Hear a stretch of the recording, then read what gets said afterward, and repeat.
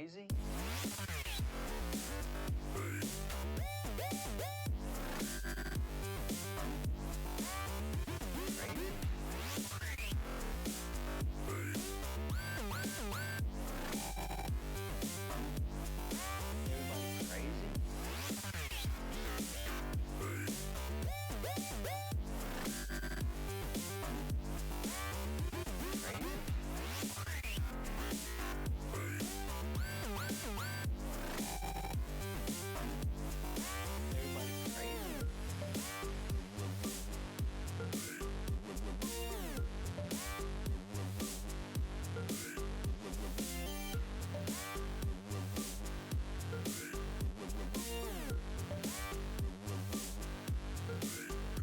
Crazy?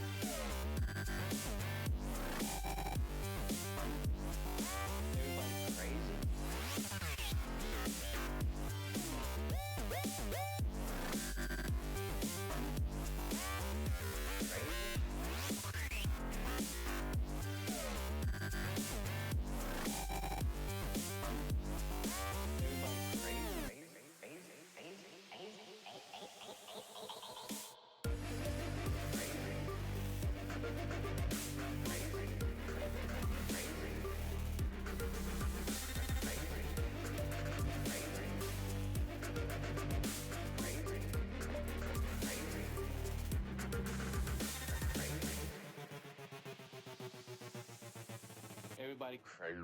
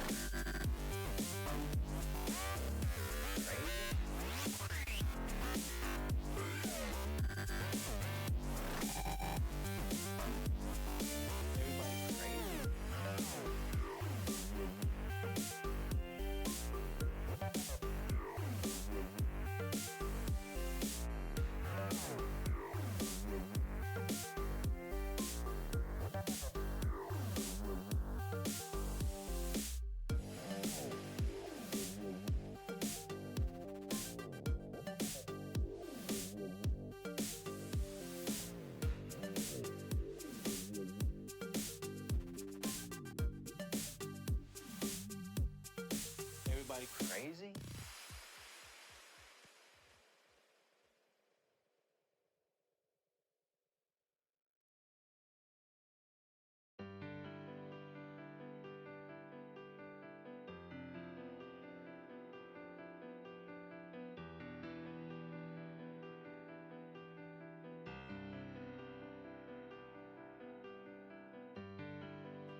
We got a lot to learn, but we're a whole lot farther along than where we've been before. And we're all put together in the hands of God, but it was you, the piece He used to keep me from falling apart. And the truth of it is that we are still just kids, but we'll tear the world wide open. Yeah.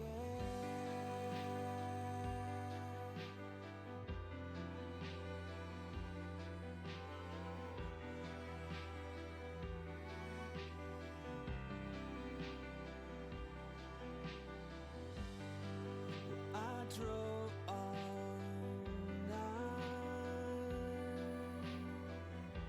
The darkness could not keep me all alone, but you're sleeping tight. The morning sun and the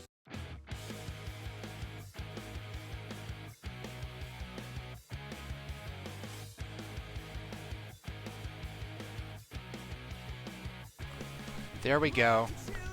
There we go. How's it going? Hey guys. I am super excited to be here and be doing another. Gotta turn my music down here a little bit. Yeah, pretty excited to be here and be doing another live stream. Thank you guys for coming out and watching and being my friends and stuff. Appreciate that. So yeah, today we are. I don't know. I mean, a couple people have just suggested that we do another live stream, so we're doing that, and I want to answer questions. I want to, I don't know, hang out and, I don't know, grade some stuff. You know what I mean? So yeah, it's still kind of a little bit of an awkward thing for me. I've actually started live streaming quite a bit with Heart Support. I don't know if you guys know that I do some volunteer work with them. They're a super awesome organization. Check them out, heartsupport.com.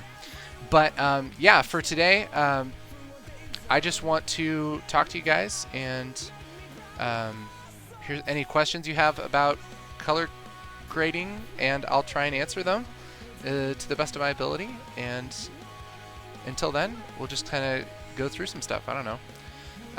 You may have noticed I have a tangent ripple, which is pretty cool. I just put up a review of that just a few minutes ago, so that's pretty cool.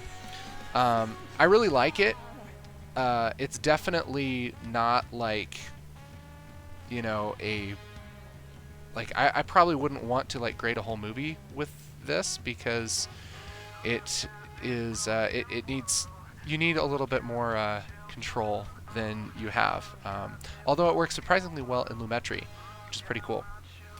So yeah, you guys hit me with some questions and or some requests if you want to see how I would grade a shot. I don't know. We're also going to be doing some LUT giveaways here pretty soon, so stay tuned for that. And yeah, should be good on there. So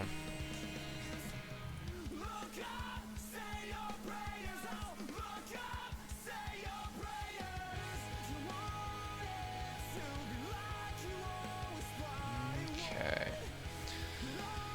So here I have just like a bunch of random random shots, and let me make sure this is working right here.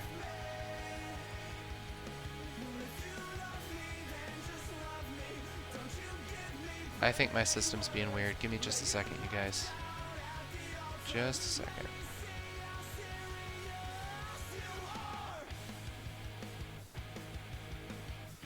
Okay.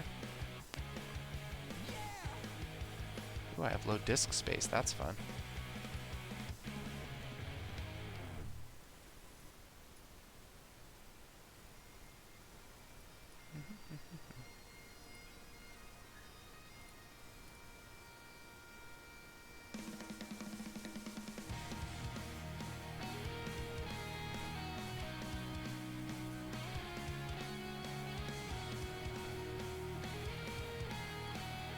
So yeah, can you guys hear me? Is the stream working okay? Is the chat working and everything?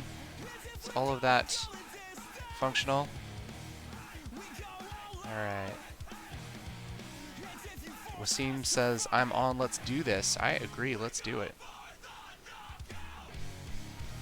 So, yeah, I have just a bunch of random shots here. This is just from, like, just random stuff, I guess. Let's see. Okay, cool. Sweet. Glad it's working, you guys. Okay. So, yeah, I guess I'll just start out with requests. I have a shot. This is Black Magic. This is S-Log3 shot on, gosh, I don't even remember. S-Log3. This is Black Magic. This is, I believe, GoPro. And then we have some Osmo. We have some drone footage. And then some more Black Magic. So just kind of tried to get a wide array of stuff. Yeah. So anywho, So yeah, hit me with questions, guys. Meanwhile, I will make these animals look nicer. Some people say that I shouldn't be doing tutorials with footage of my son and footage of his toys and stuff. But you know what? I love my son. I love his toys. And there's a lot of colors. There's a lot of you know, learning that you can do just with this type of stuff. So I don't see why that's a big deal, but that's okay. Look at those. I think I'm not going to do that.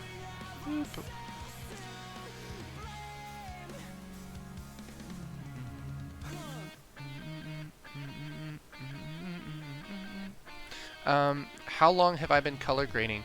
I've been doing color grading, I guess, professionally for, I don't know, not 10 years, probably 8 years or so. But I kind of got thrown into it pretty quickly, and so I feel like I had a lot more experience than people typically have just starting out. Not saying that I knew everything, but it's kind of like when, you know, the dad throws his kid into a pool and then forces him to swim. That's kind of what I felt like because I was in charge of color grading a broadcast show, a reality show, and I had no idea what I was doing. I just said I could probably do that, and then I kind of had to learn how that worked and how to actually do that. So that's fun. That's fun.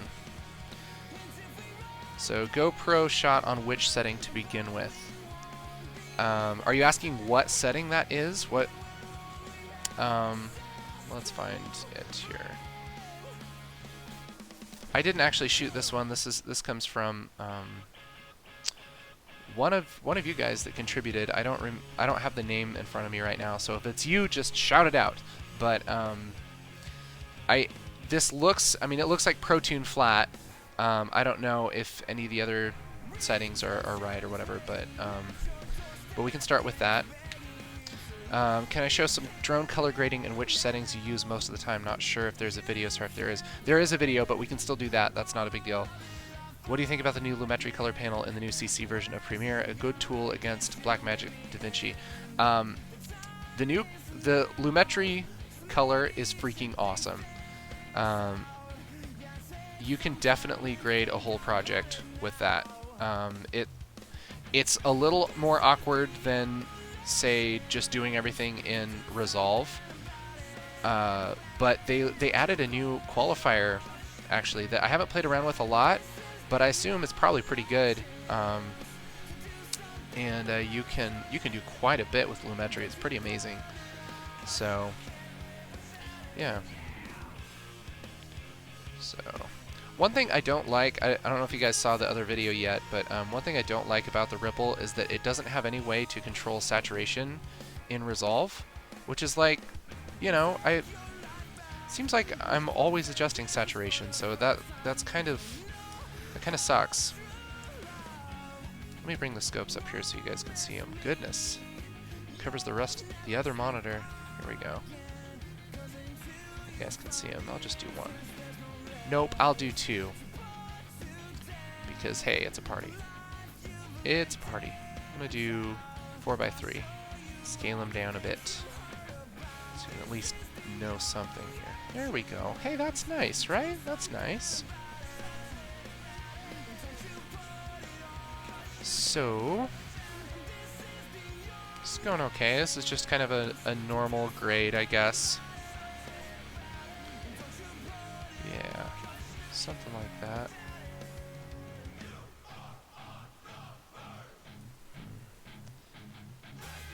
Now, I tend to warm up. Seems like I tend to warm up GoPro footage a lot. I think it's because it's usually outside. And I know a lot of people don't like that. That's not really their style, but I don't know. I always think it looks good, so that's just old Casers. It's just old Casers thinking. Take out some of those greens. So yeah, yeah, as far as I know, that's ProTune. I think this is bypass. Yeah, so that's what we started with, and that's where we're at now. Only getting started in relation to editing and grading, so advice is greatly appreciated. Yeah, what kind of advice would you like, man? I mean, you're just getting started editing, or just getting started grading, or both? Do I ever plan on making more videos about Lumetri? Yeah, probably pretty quick because they just updated it. So I want to do something probably on the Lumetri color panel and the qualifier stuff. But it's honestly something I haven't looked at a ton yet. So yeah. So yeah, graded this. This is just a really subtle, natural grade. Not too punchy. We could punch it up a little bit. Let's punch it up a little bit. Punch, punch, punch it up. Yeah, do some of that. There's a smudge on the lens there. Is that right? Yep, it's on the lens. That's crazy. So here's just a little more punchy. Maybe we want to add a... this is like totally in my way. There. We'll just switch them. Let's do a curve here. Sorry guys, I'm a little bit scattered today. I woke up really early today. Kind of got started working a little earlier than, probably about 2 hours earlier than usual today. And my son was very sick, and he's been sick all last night.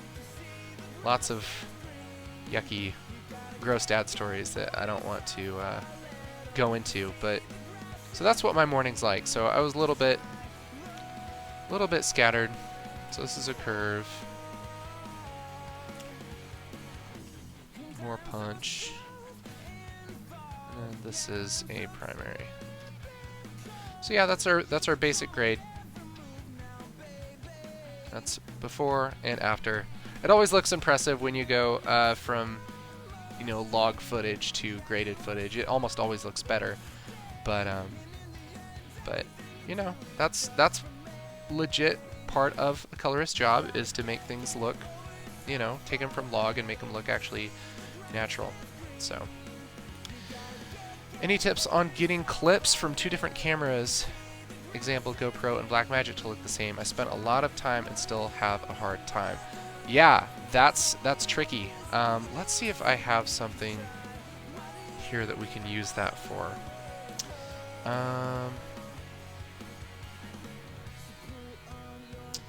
Let's see.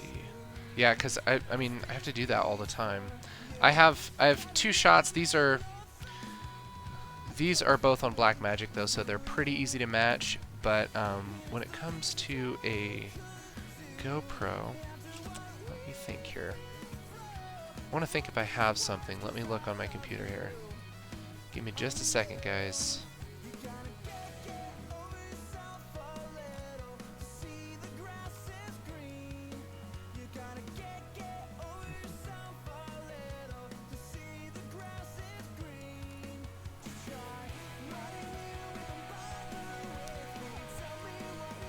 You know, I just don't know if I have something that's gonna really be helpful there. I can tell you basically how it works. I can try and kind of match a couple of these shots, I guess. So let's pick some that are at least in the same environment, or something that looks kind of similar. I don't know. Maybe we could do these 2 shots. Let's try it. I don't know if it's gonna work, but oh, I don't want to do that. I want to flag these. Flag them blue. And where's my stupid flag? There we go. Okay, so this is pretty much how I try and match shots. Like I said, these are like completely different days, you know, which is, you know, that's a typical thing. I mean, that's something that it's good to know. I think they'll match okay, and let's try it. So first I'm going to pick the better shot. They're both decent, so I think I'll pick this shot, and I'm just going to do a primary grade. So I'm just gonna boost up my stuff. Let me grab my scopes here. Let's do a parade. So I'm gonna work on this shot and kind of get that looking a little better. Give it some saturation. It's too much. I went crazy. I went crazy, you guys. Something like that. So that can be pretty good. You could also use a LUT. Let's try that. Let's do new version. And I'm going to make a new node. Right click and go to conversion LUTs. So black magic conversion LUTs. This is our first LUT we made at ground control. And this was actually shot on Blackmagic 4K, and it was underexposed, so you have to do a little bit of work on it, but it's not bad. It still has a nice curve built into it. So I don't know, maybe something along those lines might warm it up just a little. Let's call that okay. So there's one shot. We're gonna go to our other shot. This is a drone shot, and so we'll start with our Falcon LUT. I kind of moved these around recently, so I'm trying to figure out where everything is. Okay, so there's our just Falcon conversion LUT, and let's move this up a little bit. That sky is gonna blow out pretty quick. Thing is, this is kind of in the evening. So we're going to kind of have to pick a time. We're either going to have to make this one more evening-ish, which is going to be rough with the lighting, or we're going to have to make this more midday-ish, which I think is probably going to be a little easier. So let's try that and see what we can do. Yeah, let's saturate it a little bit.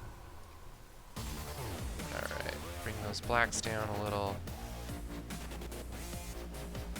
Bring our mids up a little bit. So now, between we have those going on, I'd say this one looks a little bit warmer just because there's so much warm in that parking lot, which we might want to balance out a little better. Here, let's just play with it and see if that helps. I'll keep it a little warm.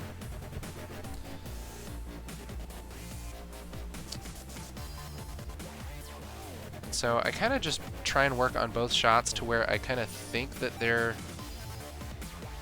gonna look close, and then I'm gonna grab a still from this shot, go down here and play the still,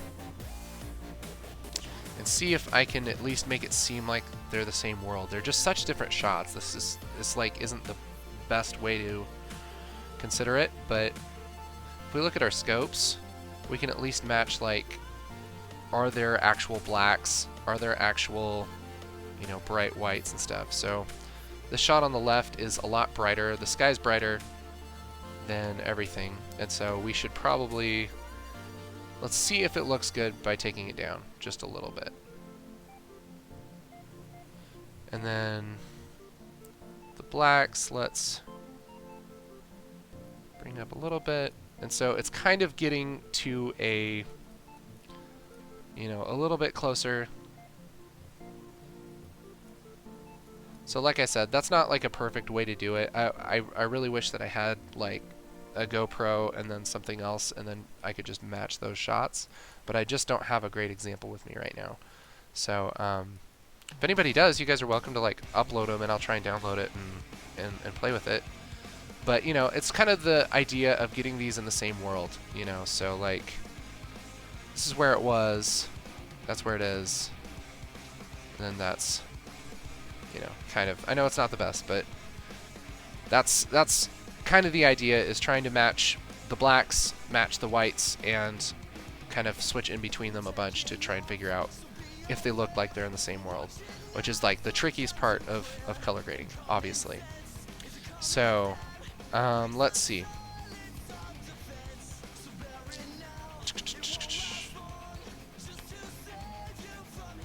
So, starting video production class this fall, trying to get started on how to grade properly. Awesome. Maybe we could go over that a little bit, just kind of my workflow for color grading.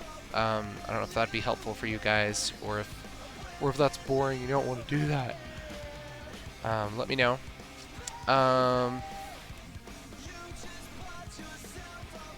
Been having a hard time keeping my skin tones from being unnaturally warm using S-Log3. Yeah. Let me...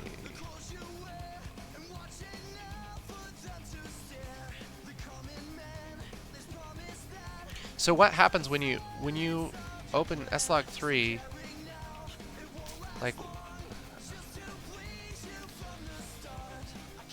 that's the thing, is like everything is so desaturated that it's really easy to oversaturate stuff, and that's what happens like with skin tones a lot. So this isn't S-Log3, but it's a log format.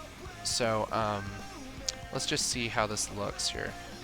So like if I do my primary, and that map isn't white, so I'm not going to balance to that.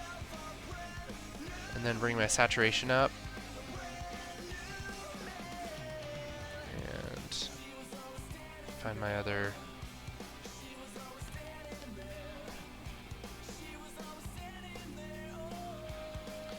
One thing that's helpful too is if you make a new node and you just qualify the skin and turn on your highlight, you can see just where the skin is. Because your eyes trick you a lot, right? And so having it just against gray is good to switch back and forth and at least look at. You wouldn't necessarily want to use this just like all the time to definitely nail your skin tones. You want to, you know, trust your instincts and trust how it looks in the full image, but it's a good way to kind of check things.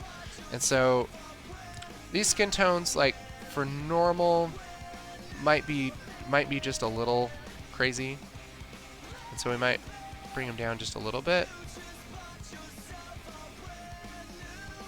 But see, what happens is, depending on the type of log, a lot of the time you'll get one color that like gets crazy. Sometimes it's skin tones, sometimes it's like blues or greens. A lot of the time it's red or orange, and you'll have to qualify that and bring it down, or maybe even use a curve. Let's see if I can do this. So if for some reason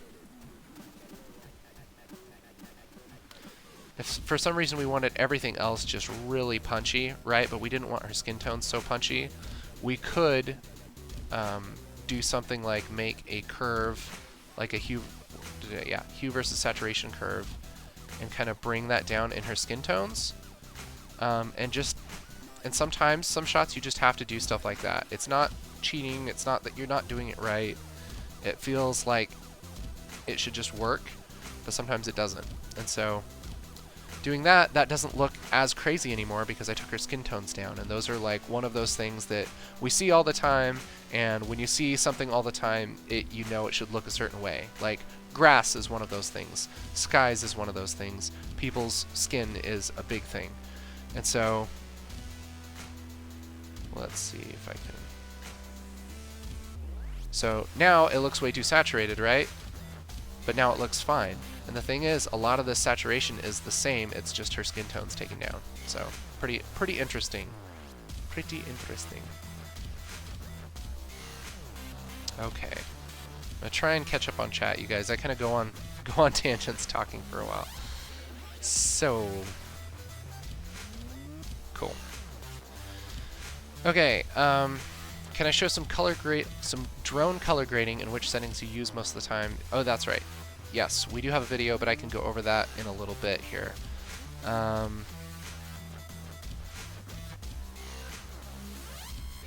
Okay. PC specs. Yeah, PC specs, you need to have a decent a decent processor, like an i7 something, probably, to run Resolve. Like, I assume you're just talking about Resolve, or doing color grading stuff in general. Processor's good. You want to have as much RAM as you can afford. RAM is getting a lot cheaper. I have 32 gigs of RAM, and let's just see if I can open up my stuff here. Yeah. So I have a 3.5 gigahertz processor, i7, 64-bit operating system, 32 gigs of RAM. I'm on Windows 7, 64. My graphics card is a NVIDIA 970, GTX 970, with 4 gigs. And It seems to work pretty well most of the time. I'm gonna take some water here. It seems to work pretty well most of the time. You definitely don't get like real-time playback with like, you know, 4K GoPro footage or anything crazy like that. It'll play ProRes really well. It'll play Cineform really well. But if you're in the market for a graphics card, I would get the 1080 or the 1070 that I think is coming out pretty soon. So, and then SSDs for your boot disk is good. I also have a cache, an SSD cache, which I think helps quite a bit, making optimized media and things like that. So,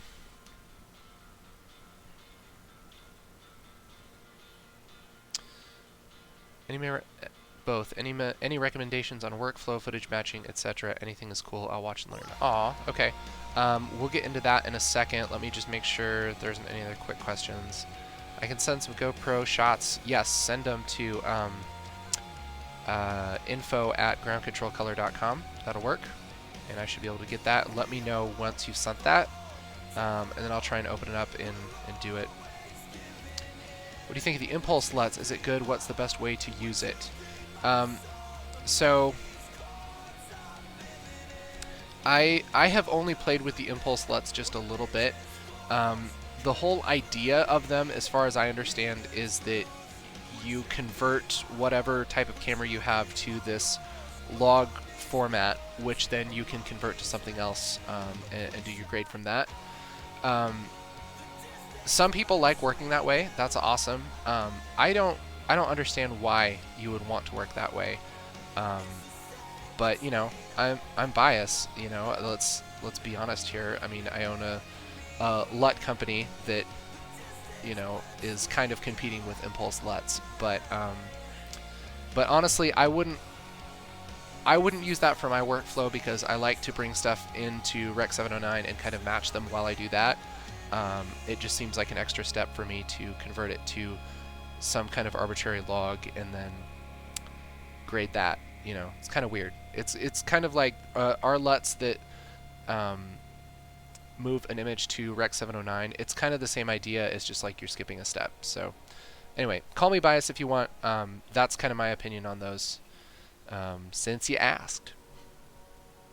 Which would you prefer for a Blackmagic camera, using the official log to 709 LUT from Blackmagic to get a reasonable starting point, or just grading log from scratch? You could use that LUT. I don't particularly like that that out-of-the-box LUT, which is one of the reasons why I started ground control, is because all the LUTs that I could find seemed like they were too strong, seemed like they weren't really working for the camera formats and everything that were out.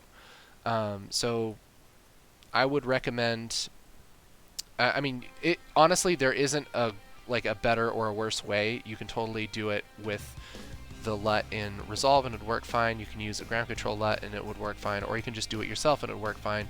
It just depends on what works better for you and what you think looks best at the end. So personally, I like to either grade it myself or do it under a ground control LUT because it's exactly the style that I would color grade something. So it's convenient for me. So do you think it's a good idea to shoot a color chart and grade from it? Yeah, I mean, I don't think that's a bad idea. I haven't had a lot of luck like using the color match thing, or like using the this stuff where you have to grab the color chart with the UI. That, I don't know. I might be doing it wrong. Totally might be doing it wrong. But I have not had very good luck with that. And I've shot some stuff with color charts, and I might be missing something, but that seems like it only works sometimes. Would you recommend using optimized media? That's what I'm doing right now. So yeah, this will play back really nice. Basically anything I have will play back the same because it's all the same codec. So yeah, optimized media is sweet. If you're doing color grading, especially heavy color grading, make sure to switch in between. So this is optimized media right here. And usually it looks exactly the same. But you want to check it, especially if you're coming from like a raw format or something like that, where you don't have that that ability to change the raw in the proxy media. Definitely double check it. But yeah, it's great, super great. Hi from Portugal. Hello to Portugal from Oregon in the United States. Adobe cache files killing an SSD hard drive. I had 2 and I kill all. I don't understand. Like, so the cache files from Premiere like messed up your SSD drive? I've never had that happen. I don't know. Running a Mac 3.2 gigahertz Intel Core i5 8 gigs. I know you can upgrade RAM pretty easily on a Mac. Would Resolve work off 8 gigs or upgrade? It would probably just barely. It would probably work on your Mac. Wasim, probably would work. Pretty quickly, you'll probably realize that it doesn't work super well. But definitely, I mean, it's free. Download it and try it and see. And if you need more speed, more space, whatever it is, upgrade for sure. Tips on grading shots with low dynamic range such as neutral. Wow, I can't talk, you guys. That's crazy. Tips on grading shots with low dynamic range such as neutral profile with settings turned down. I feel like I'm overgrading sometimes. It's really easy to do that. So,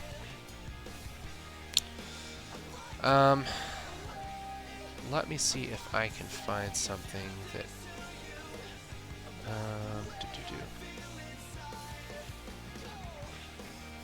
See, I did it. I picked all nice shots. I should have picked some bad ones too. Okay.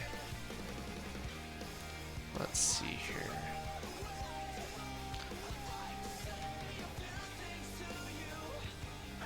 I'm trying to think what I have here.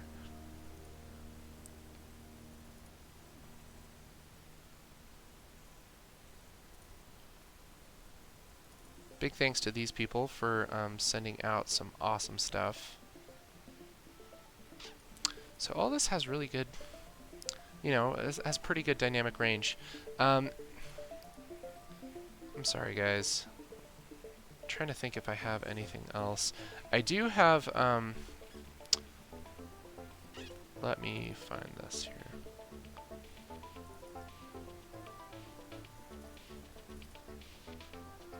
Let me see if I can grab this. So here's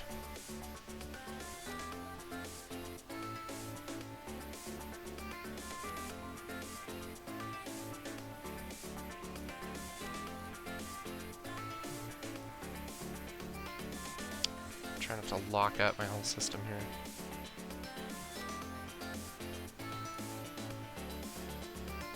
Oh, and you know I'm going to generate that optimized media.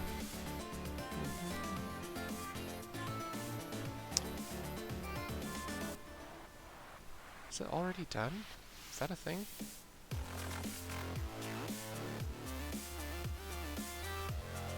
I don't know.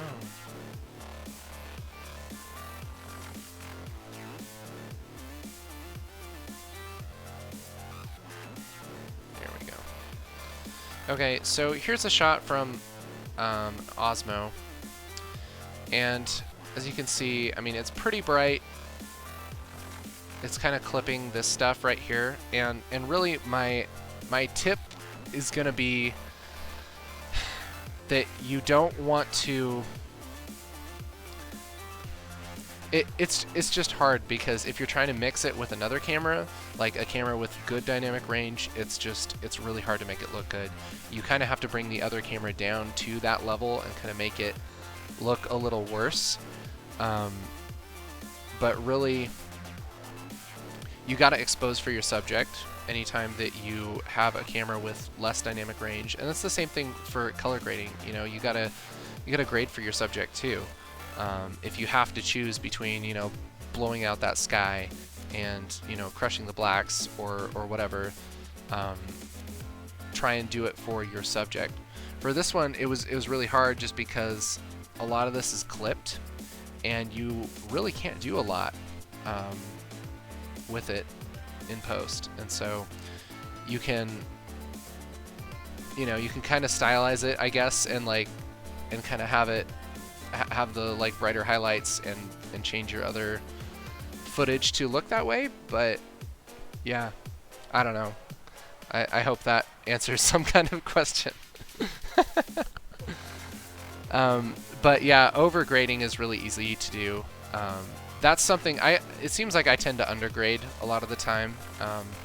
I sometimes look at my stuff and see that it looks too flat, doesn't look punchy enough, that type of thing. And that's just because I don't want it to look overgraded and tacky. And it seems to me that if you're going to go on one side, it's probably a little better to like kind of call it a little bit flatter, a little less contrast, because then at least you could call it hipster and you don't have to call it acid trip or something. So that would suck. Okay. Is a Canon 750D with vision color profile a good setup to grade later? Canon, I love the vision color profile on Canons. I think that's really great. It doesn't seem like a lot of people use them, but when I was shooting on DSLRs quite a bit, I love vision color. It's hands down better than CineStyle. Yeah, definitely go with that. You know, it's still not going to be as great as, you know, S-Log3 or like Blackmagic, BMD film, like that type of stuff, but it's going to be about as good as you can get on, you know, with the Canon codecs and the way that their sensors work and stuff. So, when do you use hue versus luminance? I almost never use hue versus luminance. Here's why. Here's why. Let's grab something nice.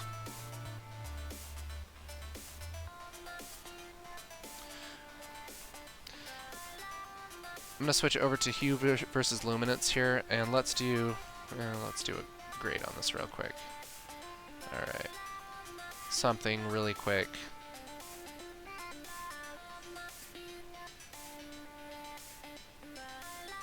Okay, that's decent. Okay, so there's a really quick grade. Okay, hue versus luminance. If I were to select this wall back here and bring it down, I can kind of do it a little bit, but before long, this is what happens. It starts to get awful, and then you can kind of widen it up a little bit, but it just instantly starts to look bad. So I never use it because it pretty much instantly is the worst everywhere. So I honestly never use that. If there's something that, like a color that I need to bring down, I'll usually qualify it and do it that way, instead of using this curve, because this curve never works for me. Okay, so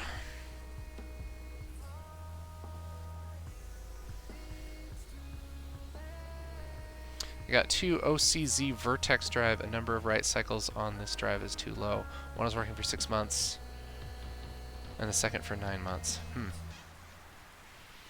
Weird. Yeah, for SSDs, I usually try and get a SanDisk, or what's the other one? The Toshiba. It's like some brand that you wouldn't think is like super good, but they have like amazing reviews and amazing like life and everything. But I think it seems like it's Toshiba. Okay. Yeah, best picture style to shoot in. Well, with the 70D, yeah, you could shoot neutral. I would shoot vision color. I like vision color a lot.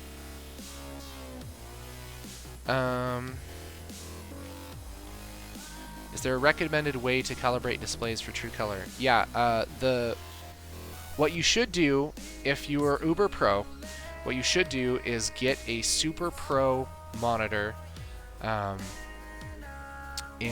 calibrate that with a really good colorimeter, and have it have your image piped to that from Resolve with an HD SDI. That's what you should do. I can't afford a $5,000 monitor, honestly, and so I just grade on a TV, and never had a complaint about it, and it seems to be really good. I use a calibration thing called an I1 display. So that's this. Those are sweet. It does a really good job, and I also use a app called, what is it called? Man, I'm so sleepy. I've had 0 coffee today, you guys. 0 coffee. How is that a thing? How have I done that? There's nothing stopping me from getting coffee. Display cal. Display cal is bomb. Display cal is bomb, you guys. Make sure to get that. So yeah, display cal and a good TV with all the settings turned off, all the weird junk that they ship with now. You just have a standard picture. That's what I do, and it's worked really well. Might be haters out there that say I should be using a Flanders Scientific, but I've talked to a lot of other colorists, and they use a TV. So I don't know. Call me noob if you want. That's fine. How to back up a DaVinci Resolve project so that when I finish a project, I can save it to an external hard drive for backup. Man, this is the easiest thing ever. It's the best. I'm going to save this project. I just go to File, Export Project, and that will save your project in a location that you can actually get to it instead of a magical place on your hard drive where all your other projects live. And make sure to have your media with it, and you can totally take it other places and open it up and open it later, all that stuff. It's really easy. It used to be more annoying than that, but it's not anymore.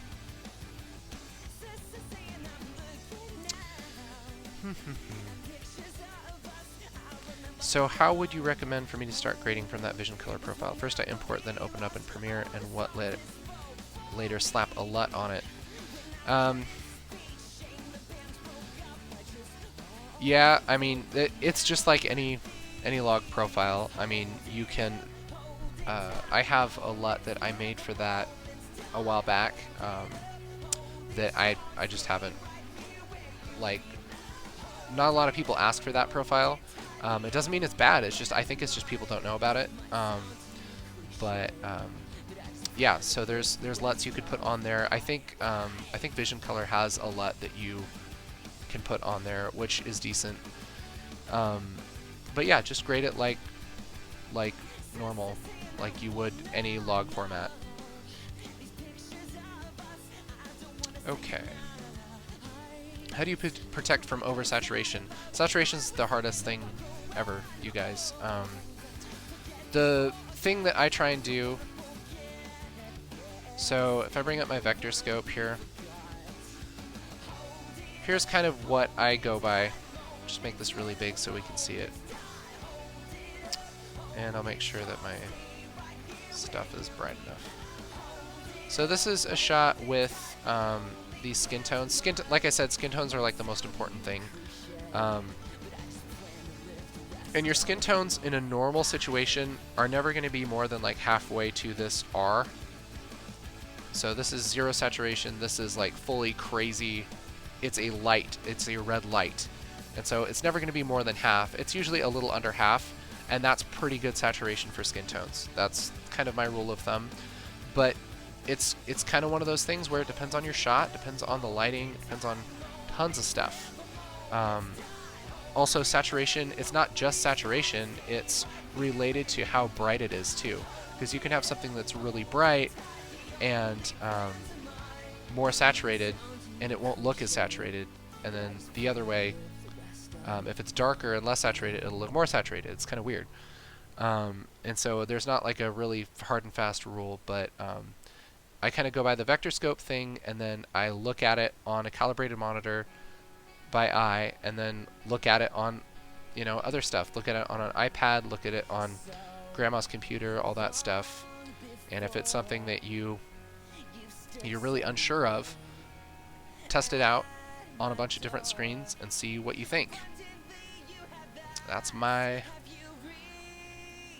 advice for that. That TV is 8-bit. No, it's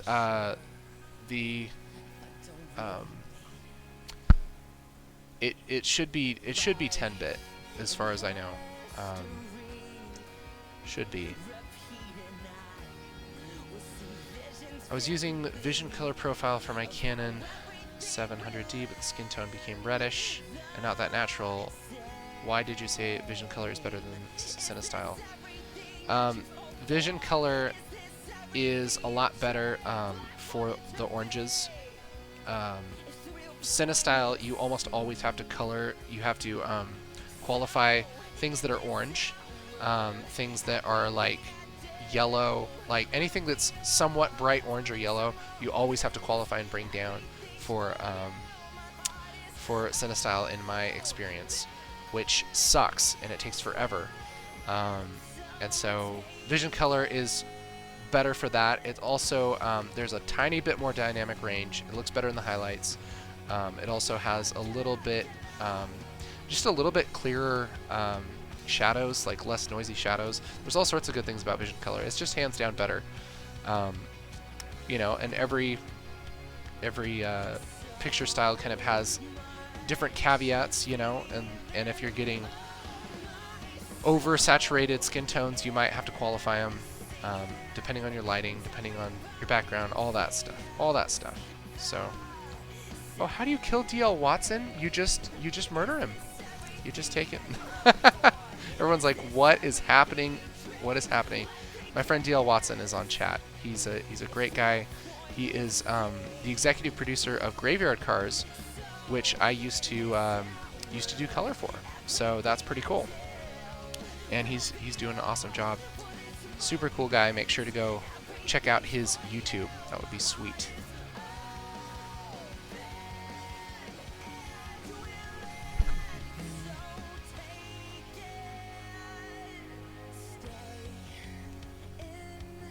Getting more noise with an FS7 record 2000 ISO raw S-Log 3 to Atomos Flame. I got less noise when I use a custom look at 800 ISO recording a camera XABC codec. Is noise the downside to S-Log 3?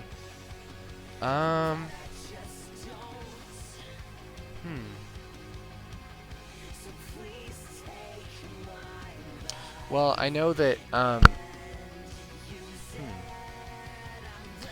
not sure. I know that, I mean, if you're shooting a higher ISO, it's going to be more noisy. But yeah, I'm not sure on that. I don't know.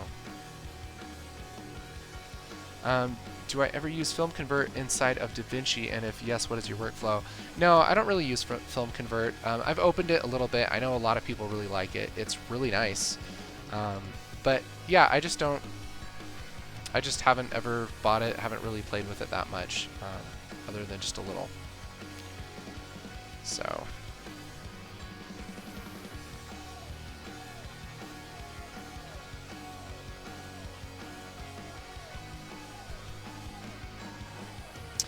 I always have to change color space from matte color to sRGB before coloring and grading video for YouTube. How can I set sRGB color space for default and resolve? Let me check something here real quick. Are you talking about right here, or am I just an insane person and I have no idea what you're talking about? Pretty much what it means is, what I'm getting at is anything in here, if you go to presets, you can save a preset and save it as a default preset, and it should change all of your settings down here and everything that you need. So that should be okay.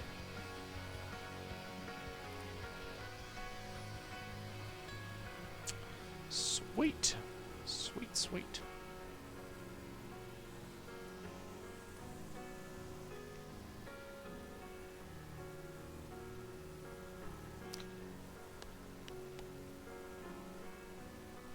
Animals. Animals. Okay, so somebody said something earlier that I was supposed to get back to. And then I just interviewed, wow, I just went crazy. I just went crazy.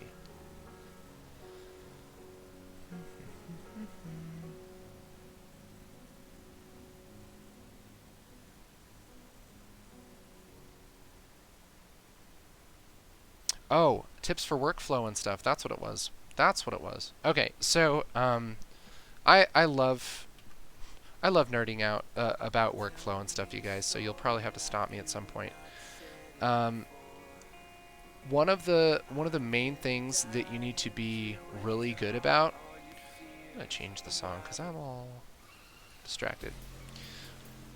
One of the things that you have to be really good about with any type of video production is you got to be really good with file management. Make sure to rename your files. Make sure to name your projects in a way that makes sense. Put them in a place that you know where they're at. Put your media in a place where you know where it's at. It's kind of basic stuff, but that stuff is so... It feels so boring and unnecessary, but it helps you so much later, especially if you come back a year or two later. That's going to be nothing but good for you. As far as workflow and stuff, I usually I do my edit in Premiere, and so I'll do all my editing and everything, and once it's ready for color, I'll export an EDL and just a flat render in Cineform and bring it into Resolve. And then I'll do my color grading and then render that out and bring it back into Premiere. A lot of people think that's a lot of rendering. I don't think it's that big of a deal. You don't really lose any quality because it's a really high quality codec. Nobody's ever going to notice. And you get a backup. Doing it that way, you automatically get a backup version of your project that's ungraded that you can always go back to, that's just rendered in one file in one place. And then you also have a backup version of everything rendered nice in a high quality codec without any type of supers or anything like that. And so that's been really good in the past. If I have to use a clip from something that's older, and I just want to use the graded clip, I can use the file that's rendered out of Resolve. Or if I don't want a graded clip, I can use the one that I sent to Resolve. So yeah, pretty much. That's kind of like a really fast go through of the workflow that I have on basically everything. Audio is usually done within Premiere or in Audition, depending on how complicated it is. If it's something for broadcast, you should probably bring it into Audition and use the loudness meters and all that junk. If it's just something for YouTube, you can usually get away with putting a compressor on it. You know, and it kind of depends on the project, but it's usually edit in Premiere, color grade in Resolve, bring back into Premiere, and finish it out. So I don't know if that answers to your workflow question stuff, but hopefully that will be helpful for you. So, when doing a primary correction on log footage without a LUT, how do you know when you are done? Purely by eye taste, or does it objectively done exist? Nice. Oh, you got the Blackmagic LUT. Cool, thanks, man. So, okay, here's some footage without a LUT. And his question is, when do you consider yourself done? There isn't really like a... That's the thing, is color grading is an art. And so a lot of people have opinions, and there's, you know, kind of a general consensus on what looks good or what doesn't. But it could be different for your project, you know? Some projects, you might have a really like lifted look, like this. You know, and this might be like, you might be done right here, which, you know, seems crazy because I didn't do much, but like that might be the final look. And so it really depends on your project and what you're doing. But generally, I always do a primary grade, which I pretty much just make it so it looks normal. Like if you were to look at it in real life, if it looks like it does in real life, or maybe a little better, that's when I call it done. So what I'll do is I'll bring up my scopes.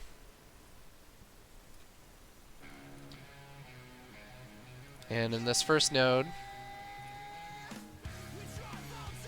first thing I'm going to do is bring my blacks down a little bit, although there isn't much black in this shot, so I'm not going to worry about those too much, but I am going to bring up my highlights, my gain, and I usually need a slight boost in the mids, and then saturate it. And this is black magic footage, so I'm going to make a new node and add more saturation, because that's usually what it needs. And sometimes you have to bring it back down because you don't like what you did. Something like that.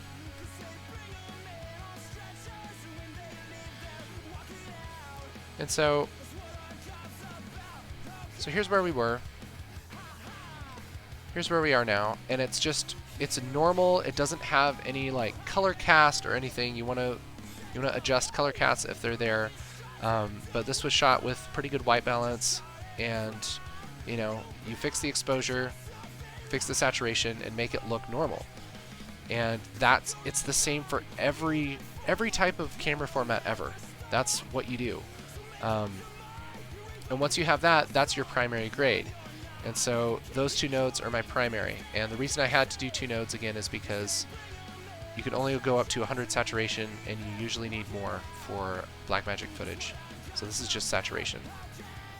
And then once you have that, that's your primary, and then you can, you know, do your crazy looks or something. Sometimes also what I'll do is add a curve and just add a little bit of contrast to kind of get rid of that muddiness.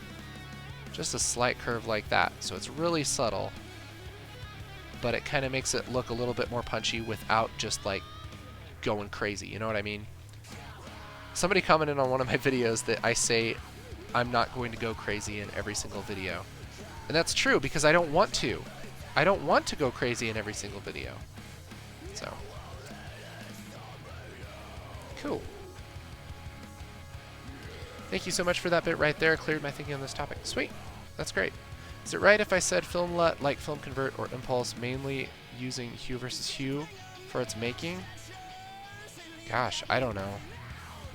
I don't know on that one. I don't know how they made those. They could have used that, but I think it's probably a combination of like 30 things. That's usually how color grading is. I see many LUTs change the blue to more aqua. Now that could be a thing. Yeah.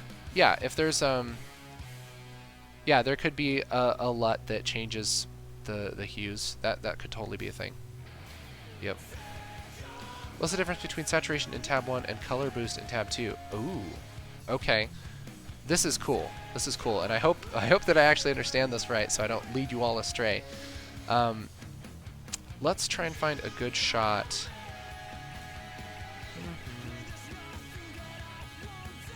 Let's see if this one works. I don't know if it will. If not, we'll go to a different shot. All will not be lost. So I'll do a primary here. And try not to blow out the skin tones too much. It's kind of a noisy shot. This was shot at a pretty high ISO. So let's see if this will work. So when you adjust saturation, let's look at the vector scope here.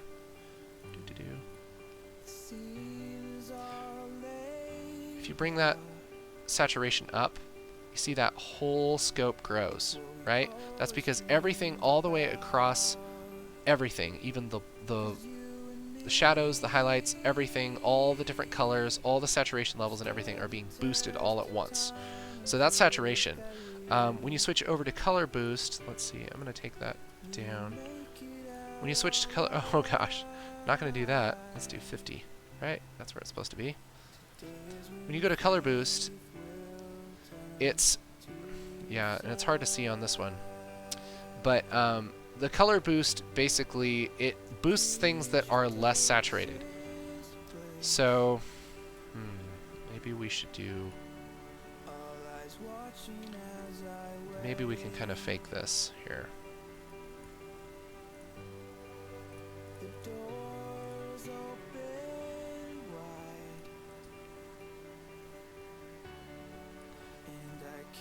Okay, so this is kind of a crazy example, but okay, let's say her coat here is really, really blue. I'm gonna make a new node and hit color boost. And it brings everything else up without getting crazy on her coat. And let's see if this actually does what I think it's gonna do. When you do saturation, and let's see if it actually does that. Doop.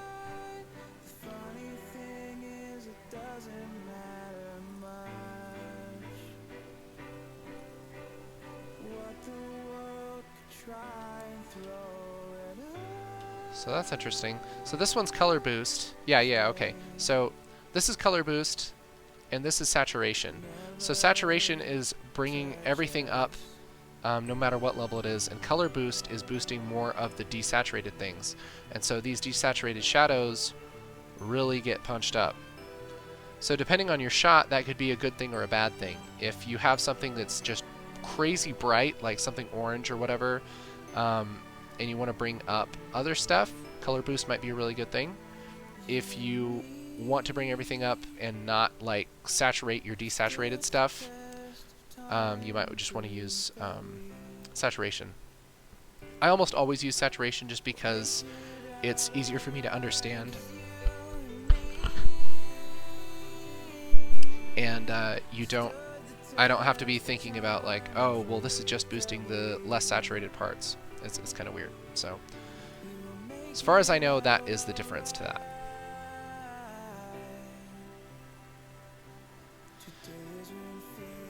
Color boost somehow like vibrance. Yeah, it's basically vibrance. Yeah, it's pretty much the same thing as far as I know. How do you fix dark video without getting noise in your final movie? I would love to know. I would love to know. No, the idea pretty much is you can do it two ways. You can either grade it so that it's crushing that noise out, or you can noise reduce, and there isn't really any other way to do it. So on this shot, let's get rid of this and saturate it a little bit. Something like that. Maybe take that green out.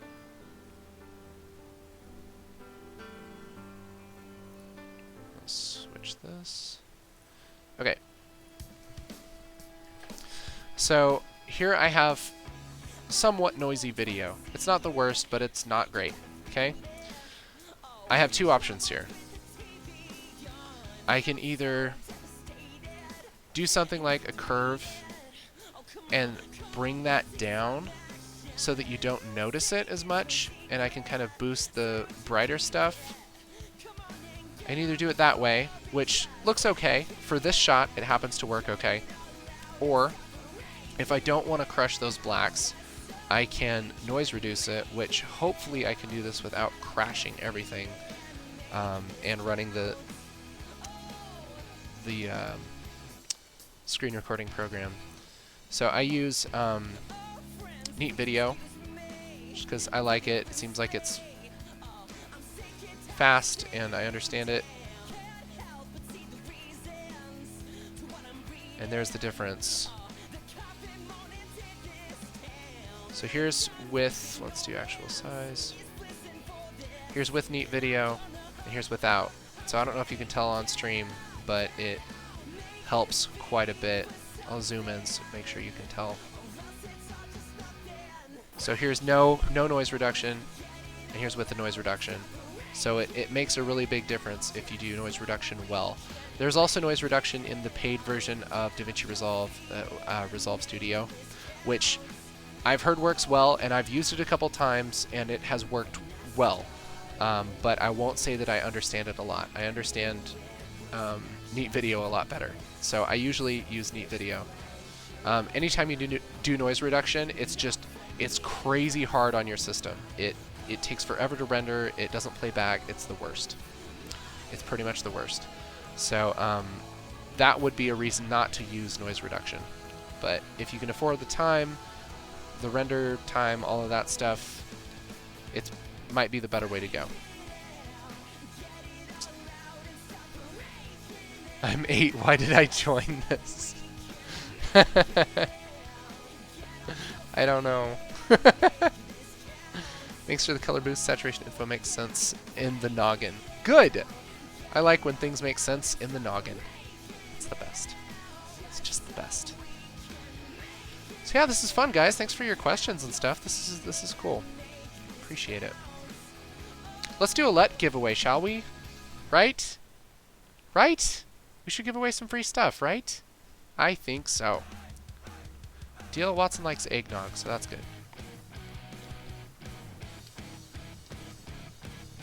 Okay, so here's how this is going to work. I got some complaints last time because apparently having someone be first in the chat, sometimes it shows up different to different people, so that's weird.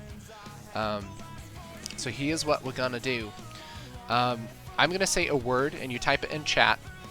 And once everybody's typed it, I'm going to move my finger around very scientifically. And I'm just going to stop, hopefully on somebody. And that will be the winner.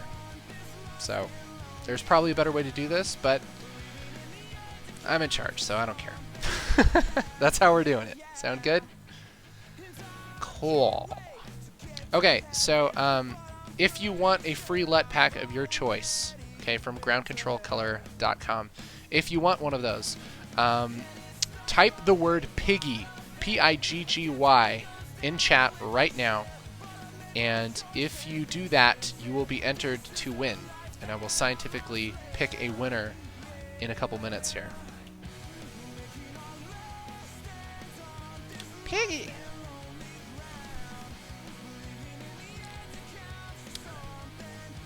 Newcomers be like, why all the piggies? Why all the piggies?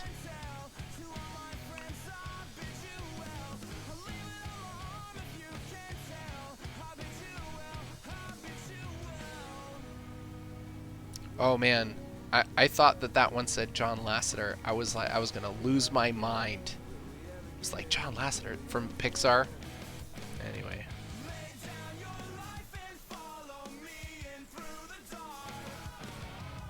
Lots of piggies in your head. Dude, OMG, shut up. No one cares? About what? About who? What are you talking about?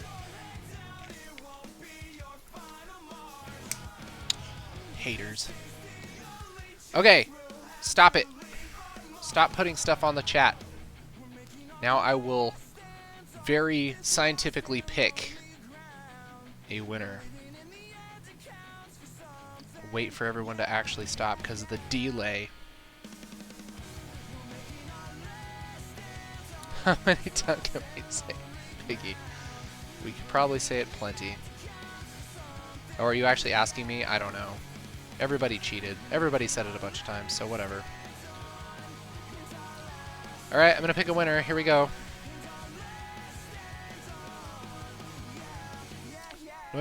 Noise reduction in Resolve is pretty complicated and CPU intensive, but it works great. Yeah, that's what I've heard. I've heard it's pretty good. Seems like they updated it recently and it was like even better or something. Okay, here we go. I'm going to pick somebody. Here we go. That person. Matt Sidonia. I think that's how you say it. Matt Sidonia. I think that's the person. You win. You win a free LUT pack from Ground Control. So email me info@groundcontrolcolor.com and say, hey, I won. And then I'll ask you, actually, just send me what LUT pack you want. Just tell me which one. So that'd be cool. Good job. Yay! Congratulations. So yeah, we're going to be giving away some more soon.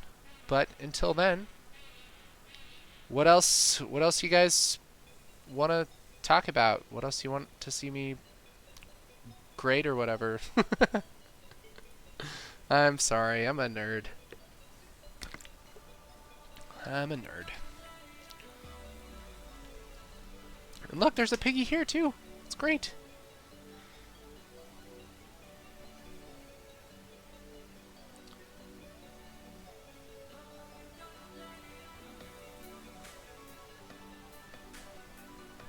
I know, I'm low on disk space, I know. Gosh, my stupid... My cache has all the things. All the things I need to get rid of my Adobe stuff. That's what I need to do. Get rid of it.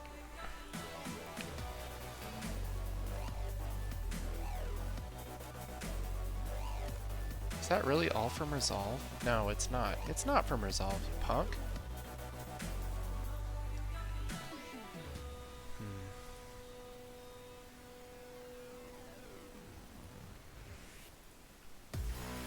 I'm deleting all the stuff that hasn't been used in like a month.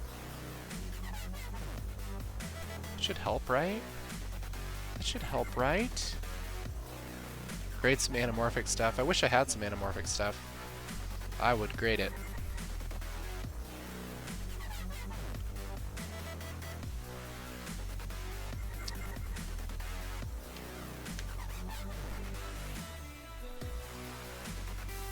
Hey, look, I'm not low on disk space anymore, you guys. Don't worry. Don't worry. Any tips on workflows for cleaning up green screen footage before compositing?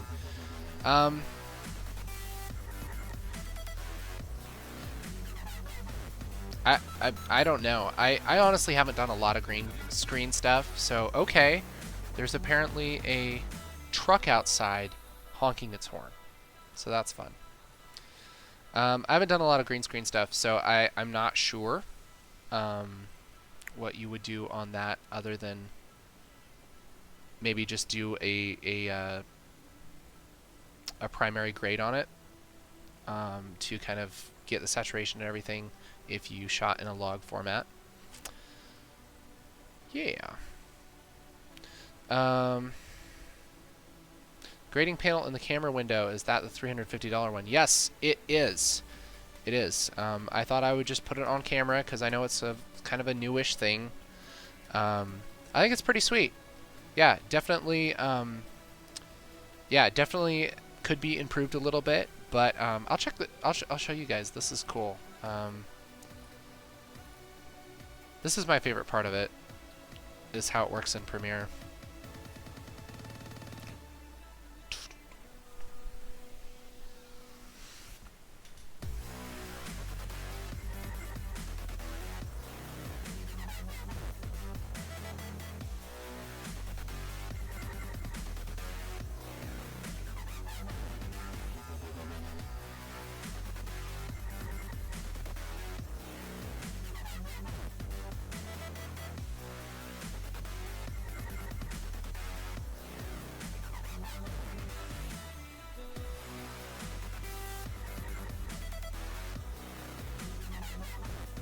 Okay.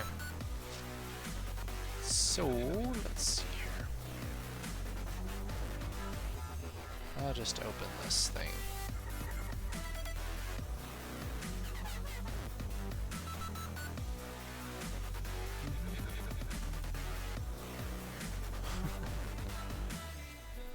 There we go.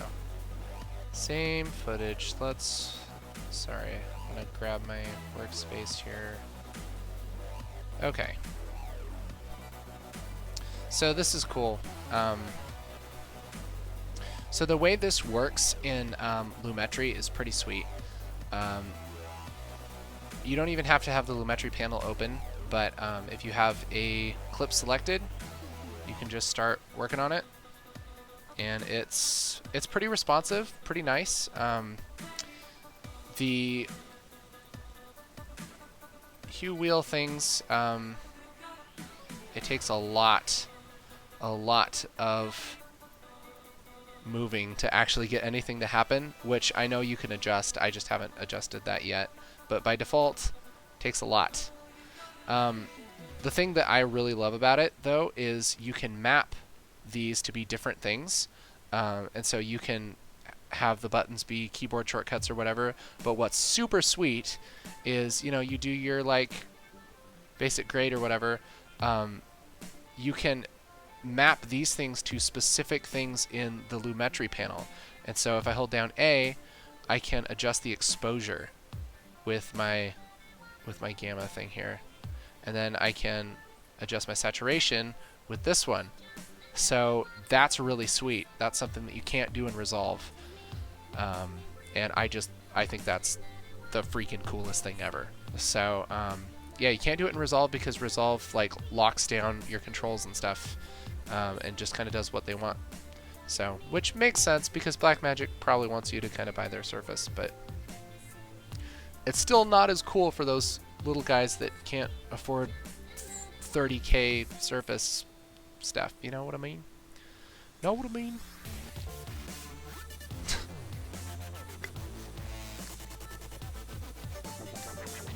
How's Resolve 12.5 feeling? It's awesome. I think Resolve 12.5 is amazing. I think it's a really, really good build. I think since 10 it's been really good. And 11 was even better, and yeah, 12.5 is just crazy good. I love it. If I want to use it, do I need some special software, or is it just plug and play?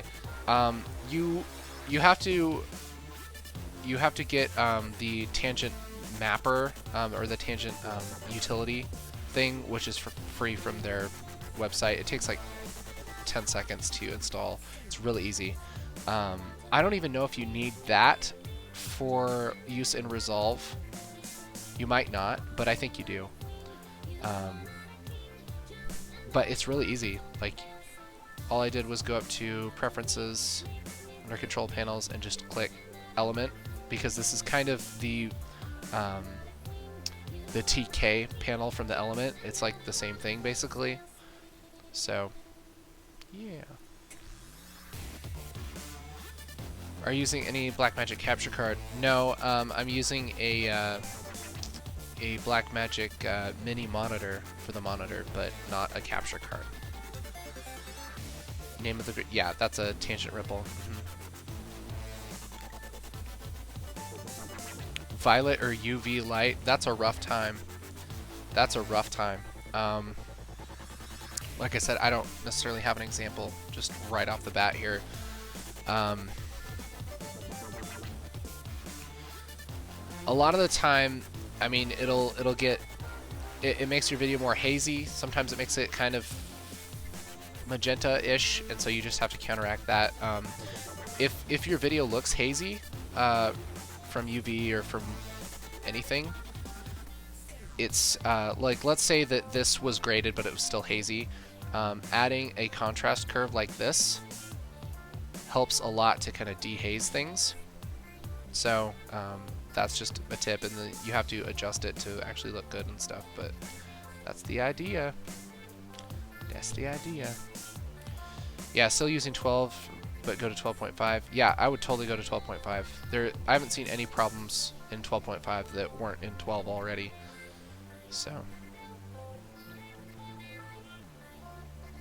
Oh, is there a website that has a library of grading examples? Maybe like color from Adobe, so we can get some inspiration for coloring. Man, that'd be great. I don't know of one specifically. I think, like, usually if you're trying to like get a feeling, like I guess if you have a genre in mind or kind of a look in mind, like just Googling it is really helpful. You know, and Google like scary movie color grading, and usually it'll come up, and you can find some examples and kind of draw from that. That would be great though.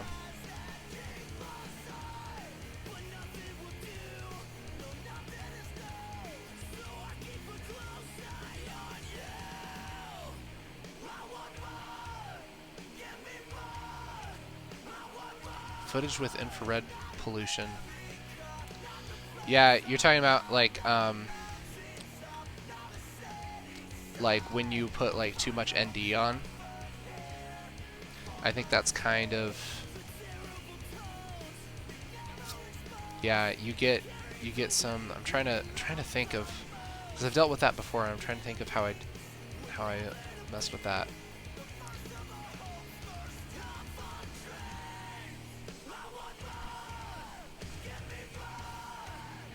I mean, with anything, it's you have to, like, okay, so regardless of what's going on with your footage, let's just take this footage.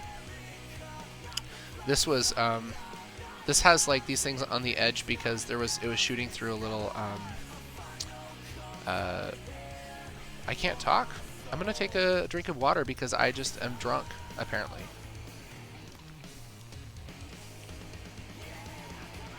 It was a lens hood. It was a lens hood on the drone. Anyway, so that's why it looks like that. But anytime that you look at a piece of footage and you want to do color on it, your job, first of all, is fixing things that you don't like about it. And that's kind of like one of those like color grading. I guess what would you say, like a mantra, I guess, is that you just want to look at the image and figure out what you don't like about it. So like obviously on this image I don't like these things, and so I can go to, I mean, this isn't necessarily a color thing, you know, but you can zoom it up and get rid of the edges. This is 4K footage, so it's gonna be okay. It's gonna be okay until everyone's shooting 4K and delivering 4K all the time. So that's to start out with, is fixing that, and that's input sizing, so that's fine, that'll work. So I don't actually have to do that in a different node. And then to me it seems like it needs more contrast, so that's something that I don't like about it, is it doesn't have enough contrast, right? Where is my oh, you guys, it's been a long day. It's been a long day. So definitely needs more contrast, so I'm gonna bring the blacks down, bring the whites up a little. So that's one thing, cool. Needs maybe a little bit more in the midtones, so I'm gonna bring those up a little bit. The other thing I don't like is that it looks really kind of magenta. It kind of has that feeling to it, so I'm gonna take that out. And so it's like, it's really easy to get like overwhelmed, but it's just a series of figuring out what you don't like next, and then when to fix it. And where it gets hard is like when there's a bunch of stuff you don't like, you don't know like what to fix first. But usually you can just pick one and kind of go for it, and it's okay. And really, that's the thing, is like, this is it's a computer. There's undo, you know? And so try stuff out. Like half the time I just try stuff out and I hate it, you know? And so like I'll try something and then I won't like it, and I'll want to do something else, want to go a different direction. Okay, so that part is better now. And it has good contrast, took that, like a lot of that magenta out, but now I think it needs more saturation. So I'm going to boost the saturation. And now that there's more saturation, I'm kind of thinking that there's still too much magenta. I'm going to make a new node just because I kind of like it where it is, but I want to kind of try out.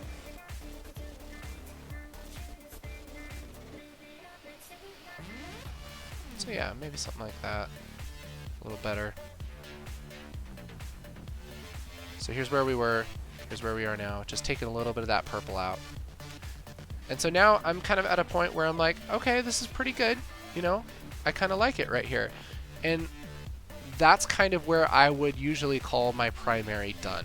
Like, okay, that's a good primary.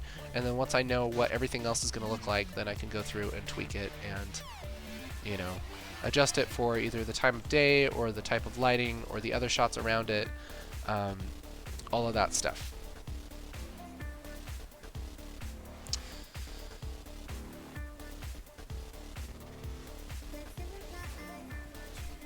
When do we use the offset? Because I rarely use that thing. Me too. I almost never use it. If you have footage that is really off white balance, sometimes it's nice to kind of bring that into your footage. So like offset, if you guys don't know, it moves everything all at once. And so if you have something that's like shots that are like underwater, Sometimes you can move your offset a little bit and kind of help that. Shots that are, yeah, with the wrong white balance. That kind of helps sometimes, but it's almost like a really big, horrible correction, and then you can kind of correct after that. But again, I very rarely use offset as well.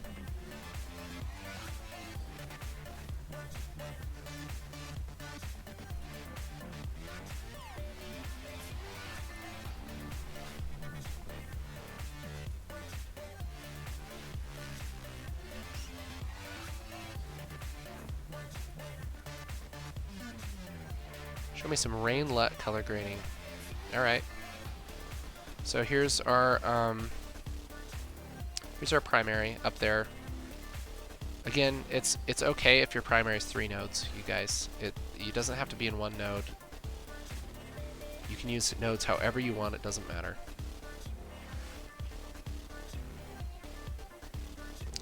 Let's see if I have it. I do have it. Yay! So rain. If you guys aren't familiar with our rain LUTs, it's just a collection of kind of creative looks. Some of them are subtle, some of them are not, but they're kind of like they're just to give a style over over any type of footage. There's 3 versions. One's for Blackmagic, one is for Pro Tune, and the other one is for Rec 709. So if you have footage that is already graded or that's already color corrected with a primary correction, it's great to kind of throw these on to see if you like the styles. So Rain 709, gosh dang it, hold on. Tell you what. So here's Barrel. This is just kind of the teal and orangish look. Let's see what else we got here. I really like Lure. I think it's like kind of a flatter look, kind of hipsterish. Really like Lure a lot. Let's see what else we got. There's some ones that are called like R something or other, and it's kind of a really subtle, like kind of filmic curve type of thing that's being put on it. So this one kind of has some cooler tones, but it's just kind of meant to like give just some subtle style over things. R36, you know, it's pretty subtle, but it's nice to kind of put over your whole project and kind of give your whole project like a look throughout the whole project, some kind of like subtle unifying thing, you know what I mean? So yeah.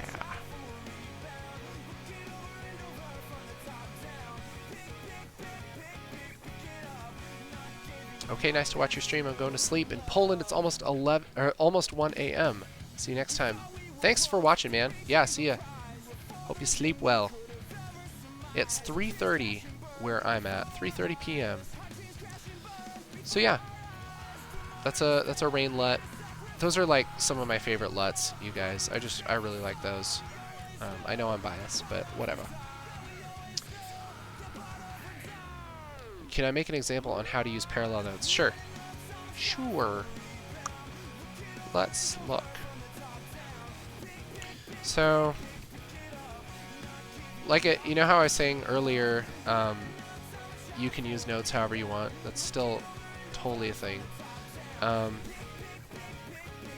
Let's go with something like this. So we have our primary, which to me actually looks a little bit dark right now. So maybe we'll boost it up a little.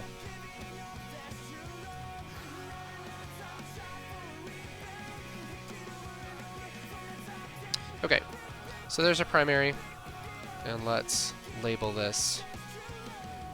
I'm going to make a new serial node, and now we're going to actually do stuff, kind of more creative stuff. More, again, it's just the process of trying to figure out what you don't like, and then fixing it.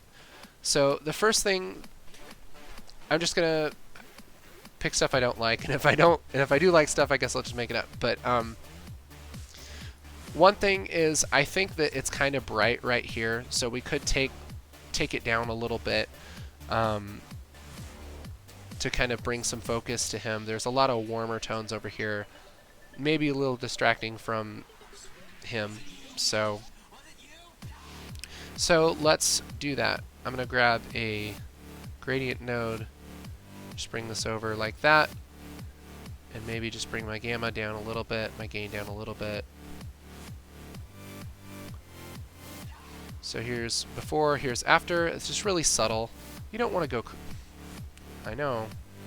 I shouldn't say you don't want to go crazy, but you don't want to do something like that because that looks trashy.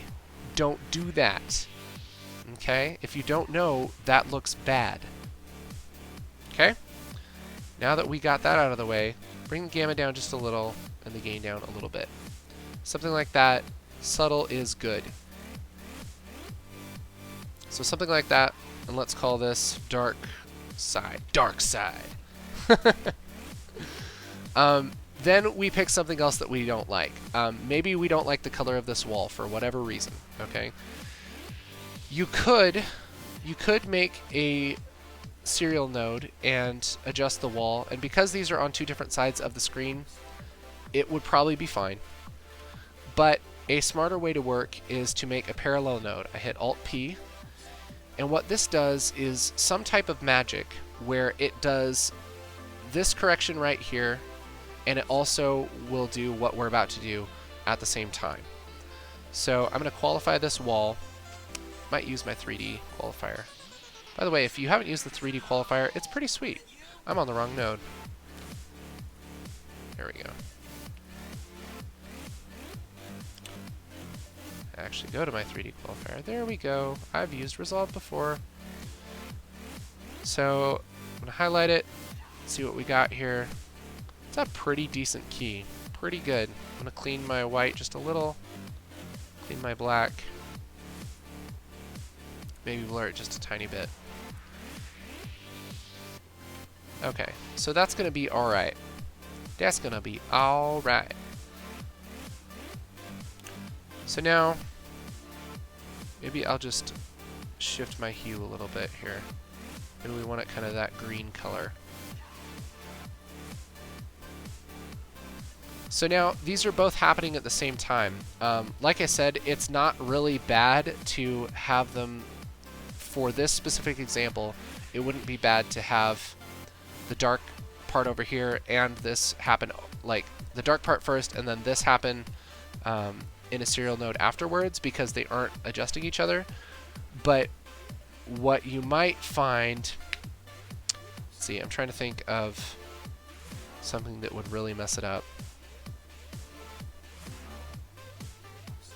Okay, so if I made a parallel node and I like all of this, but let's say,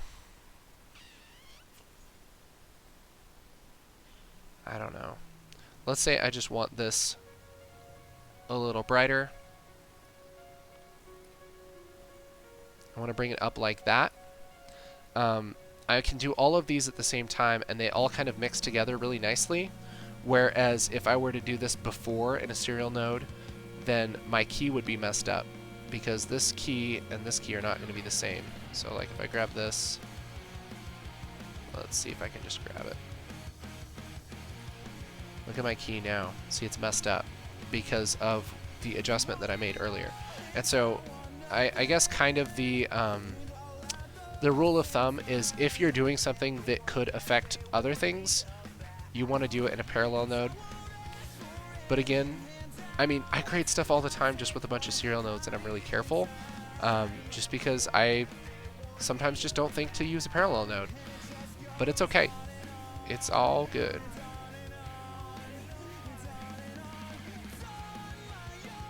So then we can adjust that back and it looks really nice. One thing that I think is really crazy, so like, so I saw this example. Let's see if we can do it here.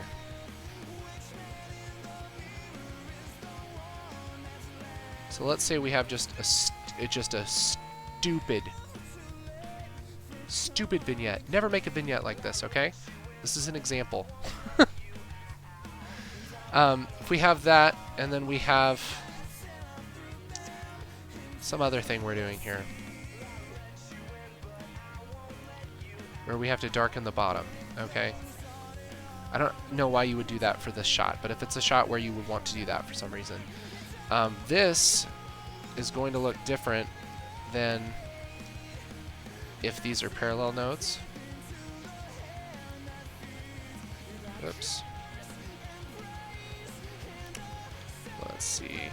I guess I should just do this. And I got all crazy. I got all crazy with the nodes. There we go. So look at that. So this is a parallel node, and those are both happening at the same time, and they look really different. So here's the difference. This is in serial nodes, this is in parallel nodes. And you see how in the parallel nodes this is a lot darker. It's kind of strange, and that's just because of the way that it combines the corrections. It's just a little different. And so you'll generally get, most of the time in my experience, things look better with the parallel, although in this situation it doesn't. So try them both. If you're having trouble with one way, try the other way, I would say. Is that cool? You're like, thank you, that you could have just said use whatever. I like this shot. This is my friend Jamie. She's a sweetie.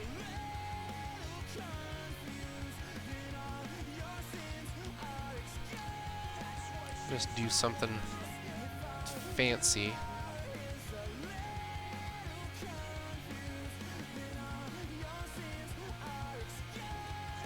Just do something fun here. Do I work in post? Yeah, I actually started just kind of doing my own thing. I started a company with my friend a while back. So we're running Ground Control and Wave Brigade, and we also have a new company coming out here next week that you guys should hopefully be hearing about here pretty soon. But I have worked in post quite a bit. Done random post things for a while. I worked on graveyard cars for a long time. That's been a lot of my career. But you know, I've also done stuff for YouTube and for other, you know, client work and all that stuff. So yeah. In terms of color grading, do I have an opinion on ETTR versus light meter debate on Blackmagic cameras? Is the difference meaningful for a colorist? As far as I know, exposing to the right looks way better for RAW. It just does. It also looks better, although you can't do it quite as far, it looks better for log, ProRes stuff. Just about everything looks better exposed to the right, just because of the way the cameras think about stuff. Yeah, the thing you have to be careful with, sometimes you'll get light pollution, infrared pollution, stuff like that. You'll get, yeah, kind of artifacts like that sometimes, but for the most part, it looks better shooting it a little brighter than you normally would when you have that type of latitude. So I would recommend I try and shoot stuff a little brighter. So let's see, what am I doing here? I'm just going to brighten her eyes, basically. And a good way to do that is just grab sharpen and just sharpen them a little. You don't even have to brighten them, just sharpen them. Sometimes, let's see what it looks like with some brightness though. Just something subtle.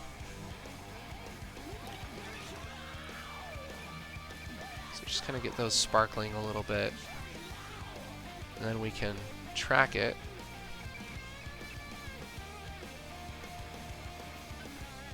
If it tracked right, then it should look pretty good. And even when she blinks, because of the skin around her eye, unless you're doing like a really complicated like highlight on her eye or doing some, you know, effect or something, you can usually just leave it. And then you can take the same node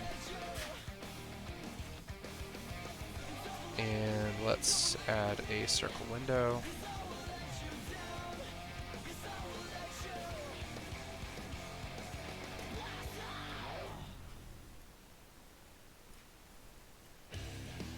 Okay. Grab her other eye like this and track that. And you can always track them bigger than you normally, you're going to end up with, because they usually track better. The windows.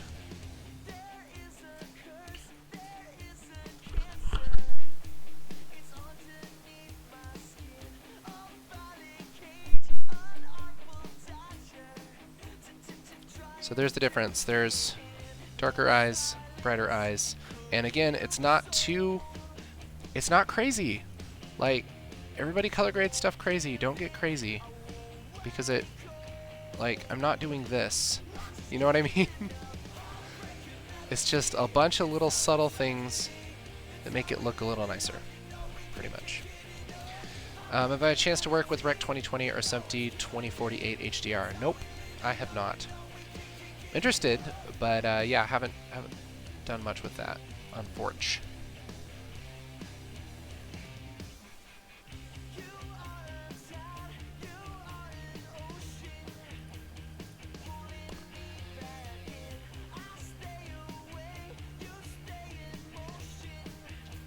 Just doing a bunch of unnecessary things on her face just because I think it's fun. It's interesting to me. There's so many cool things you can do with color that are just, you know, sometimes unnecessary. Sometimes they are. Sometimes they are necessary.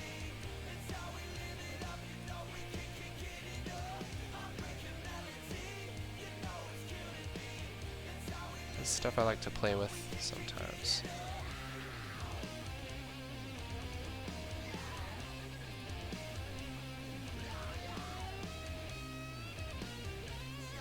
Let's see if I'm even doing this right. I don't know.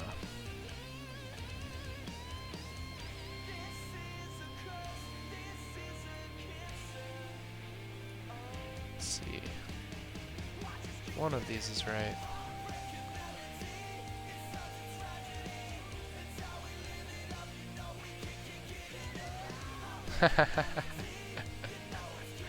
Which way is it? It's this one. Yes, that one. I always get confused with those things. Am I alone? Am I alone? I don't think I am.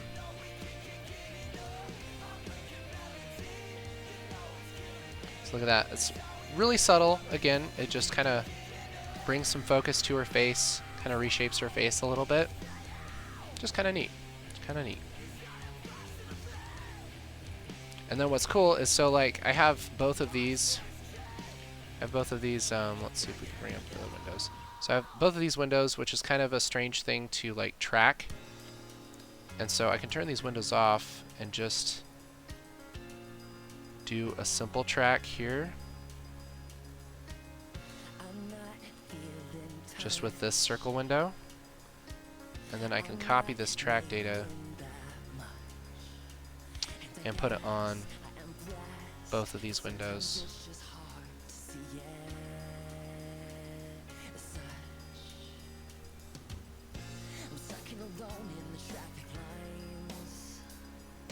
And so now they should move with her face, and I didn't have to track like that weird part of her hair that's actually being selected. So it's a little trick. Little trick. How do I animate power windows? Okay. I will show you. Usually it's just a oh my gosh, my house is falling down. Give me a second. What's happening? I think my children are beating at the door. But I think it's okay. I think we're gonna be okay. So let's do this. Let's do another one.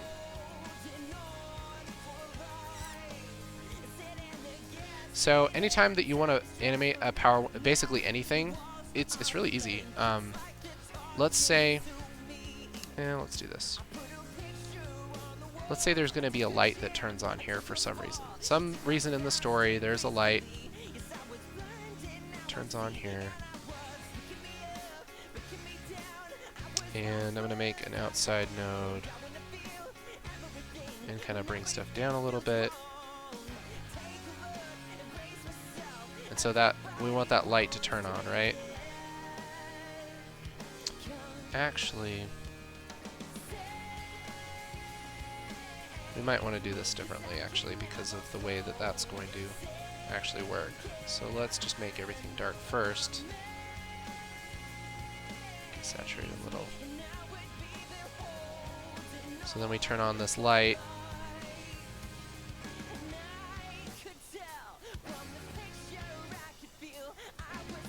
Okay, so let's pretend like we have this light going on, and we want to turn it on at some point. Okay, we just pick where we want. Let's say right there where she kind of blinks. Then I can go over to my keyframes. I'm on my 6th node, and the keyframes are under stuff, aren't they? Let's see if we can. There we go.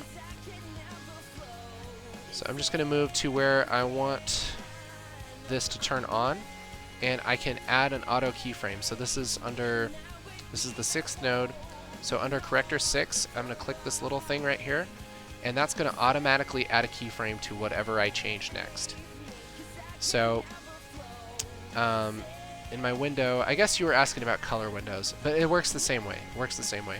I'm going to go to my key, and I'm just going to roll my key back and forth real quick and just reset that to 1. And now I can twirl down my color corrector, and right now it's animating something called defocus, which is what all of the key controls and stuff are under. So now I have a keyframe under defocus, which is what my key output is. This is basically the opacity of this node. So if I bring this all the way down, it turns it off. So if I want that to turn on, I'm going to have it at 1 right there, and then before that, I'm just going to roll it down to 0. But I have to have my auto keyframe on right there. So I'm just auto keyframing my defocus, and I'll move it 1 frame over. My gain's going to be at 0, and then this one is at 1. That was complicated, but yeah, you just make a keyframe where you want things to change, and you just do it with auto keyframes. That's the easiest way to do it. And so now, if we play through, bink, turns on. If I wanted to animate a window, let's say,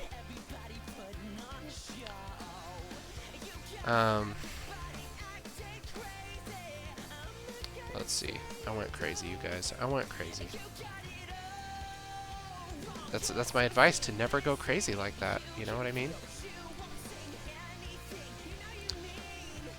If I wanted to animate a window, it's the same way. And so, I don't know why, but you would have a purple circle here, right? Or a magenta circle. You would, wherever you want it to be, that's where you set it. And then you turn on here under circle window. You just move that around. Can't see that, right?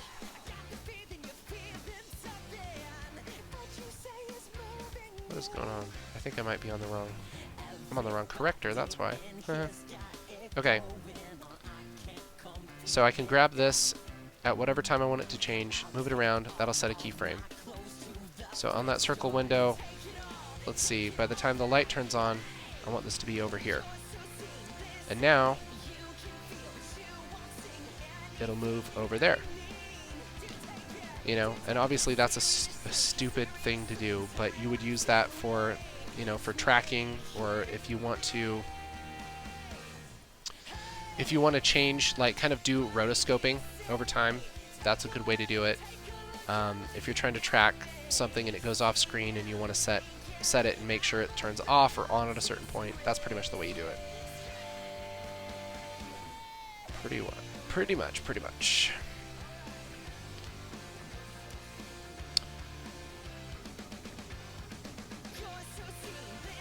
Bedtime, but great work. Thank you.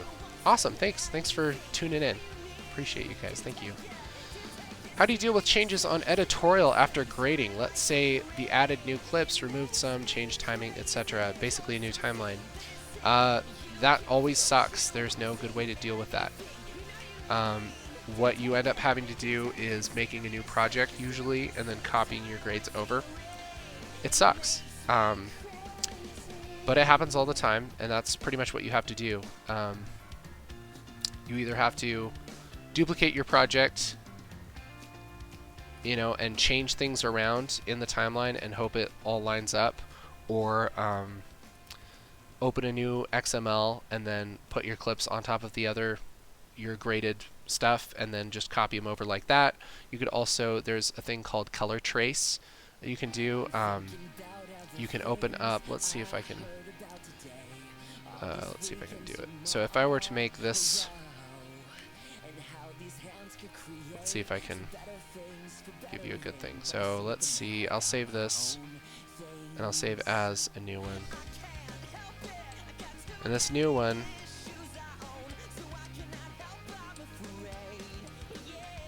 this new project, let's say everything was reset and I didn't have any of my color, and this is the new edit that they gave me, right? And so this stuff's a little shorter, this stuff's messed up, right? That's my new edit. What you can do if you go to edit and go up to file, actually no, you go to timeline. I haven't done this for a while. So right click on timeline and then go to timelines, color trace from timeline, and you can open up your old project. Usually, apparently I'm on guest. Wow, that's pro. Don't be like me, kids. Don't be like me. So under live stream, which is what my old thing was called, and I can switch over to manual and see there's a list of all of your shots, right? And so what you can do is, if you're lucky, they're in the same order and they're the same shots and stuff. You can select all of these, and then select all of these, and just paste those. See, they're not in the same order, I don't think. Yeah, that's why. So it obviously gets complicated that way. So what you can do, these are all in the right order, and these are all in the right order. Then you can paste your grades. Oh, I guess these are too. Well, I don't know what's going on then. And you should be able to paste your grades from your old project to your new one, and then you can switch over and you'll have your grades back. Now what will happen is if things are timed differently, then your animation isn't going to line up. But if they happen to be the exact same shot with the same timing, all your animation will still be there. And so that's a quick way to kind of move to a totally new project without messing up your grades and stuff. It's always a nightmare. It's always a nightmare. But yeah.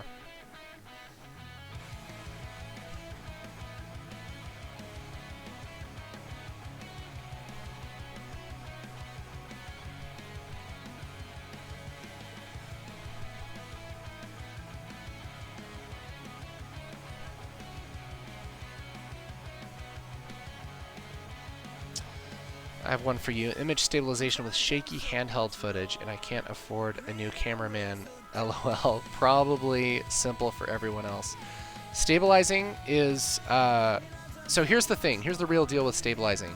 You cannot stabilize footage that is shot with a normal shutter speed if it's too bad.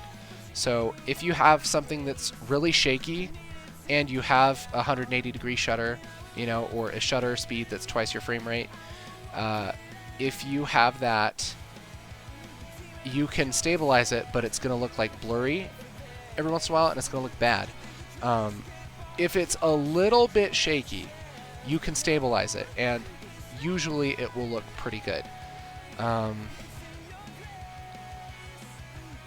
So like, let's see if this one is shaky enough, I guess.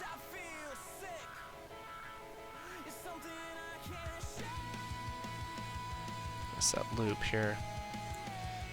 So that one's, I don't know, it's just not bad enough to really notice. So this one's a little shaky, right? So let's try that. I'm gonna cut that so that it's easier for us. So here's our shaky footage. Easiest way to do this in Resolve is go to the tracker, and where it says window, click that and say stabilizer, and then just track it.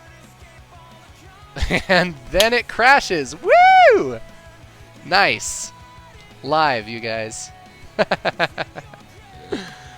will close. That's what I'll do. And then you just restart Resolve, and it works out great. It's the easiest thing ever.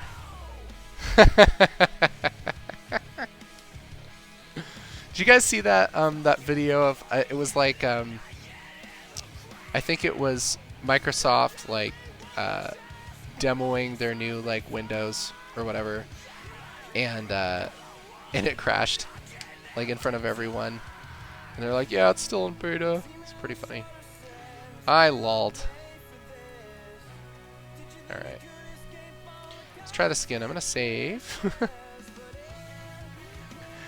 Let's see if it'll work now. Stabilizer. Yeah, there we go. Hey, look, it's doing it.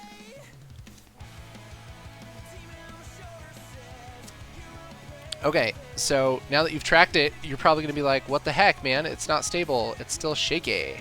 It's still all shaky. You have to apply it. So once you've tracked it, let's see, is this right? Yeah, I think you hit stabilize. Yeah, so you hit stabilize, and there it goes, and it's stabilized. You can also tell it to, yeah, right here where it says zoom, click that and then hit stabilize again. So stabilize is like apply your settings, basically. It's kind of a weird thing. And that's how you can stabilize something that's really, you know, really subtle. You can also add a zoom to it. So I'm going to go to my sizing, which is here, and I'm going to do node sizing, just because I definitely want it to size after that that stabilization. So I'll do like let's do 1.01, so like 101%.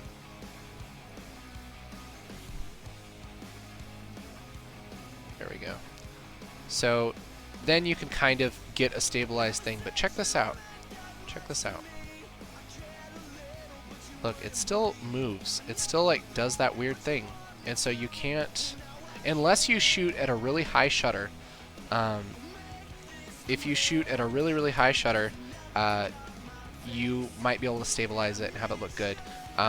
Although then it looks kind of weird because you shot with a high shutter. So if you can do that and then like add motion blur, you could probably stabilize it, but most of the time it doesn't work that well, you know, and so you don't want to rely on stabilizing footage, in my opinion.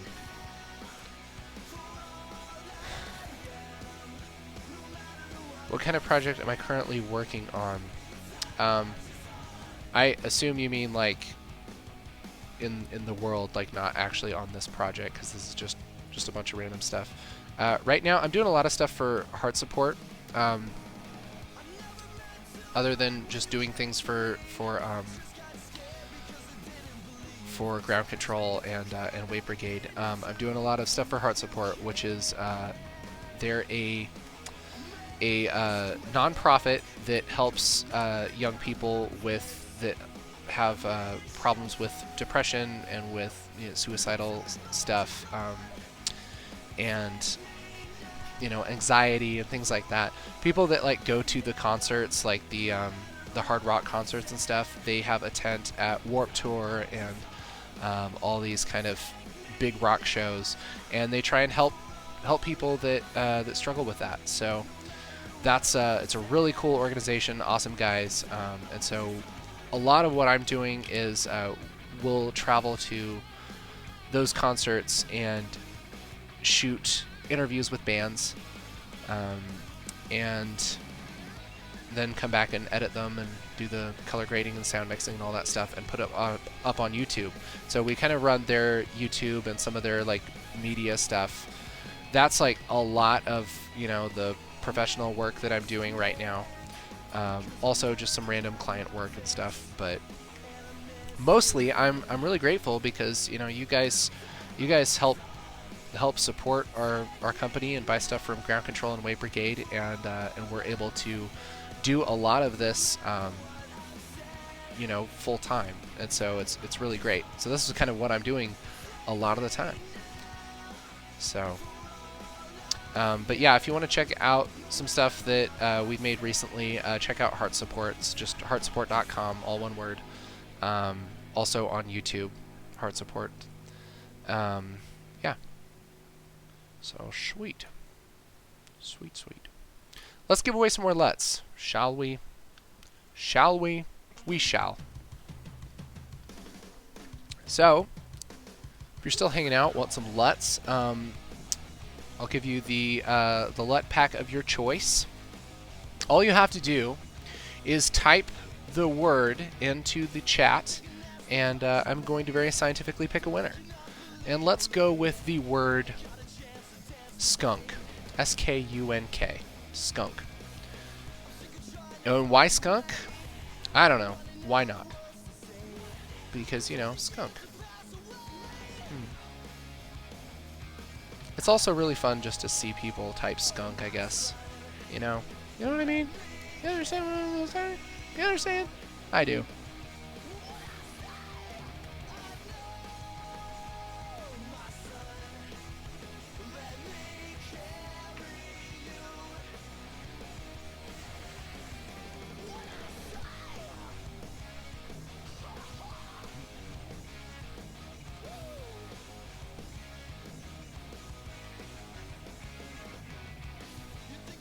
This is actually a shoot for Heart Support that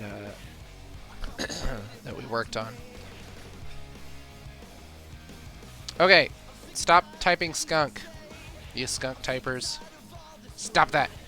Don't.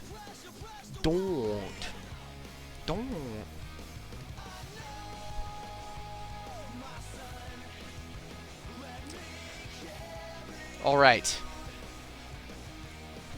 I'm going to scientifically pick a winner now. Sound good? Here I go.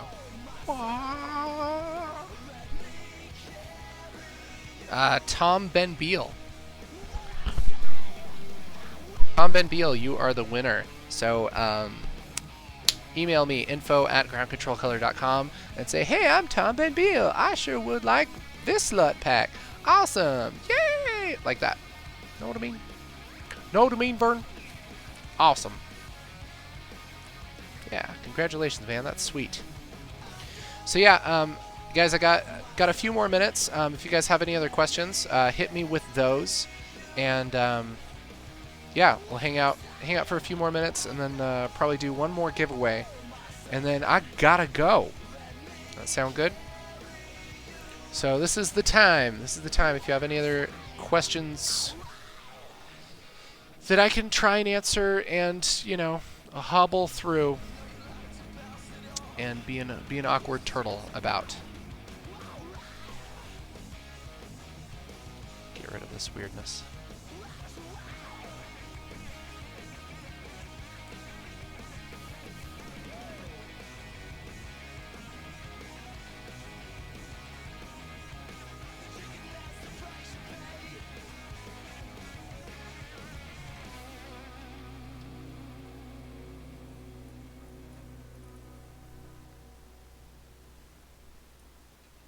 See, like these two nodes, I probably could have done that in a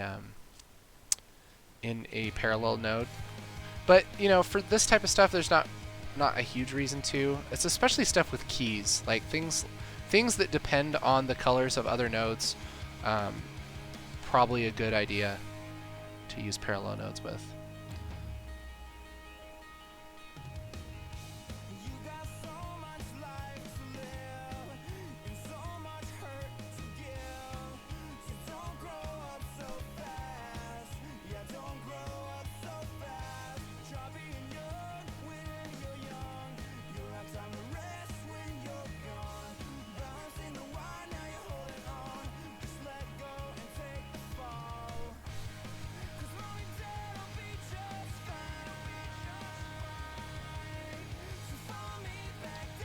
There's a subtle vignette. Again, don't be going crazy on your vignettes, guys. Don't be doing that. If I'm ever like a instructor, like, or something somewhere, oh, I'm just gonna hound kids. Just hound them on it. Have I worked on a movie before? I haven't worked on like a big movie or anything. I've worked on a few little short films, and done a feature, which was fun. But yeah, it's like a lot of what I've done is like kind of TV stuff and YouTube stuff. Oh, you love the music. That's great. Aww.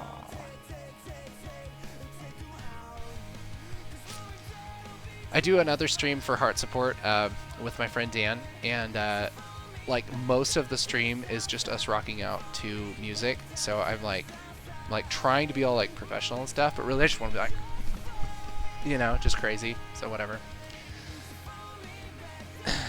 Macedonia is interested in the BMPCC, the Blackmagic Pocket Cinema camera, but here it has a lot of cons.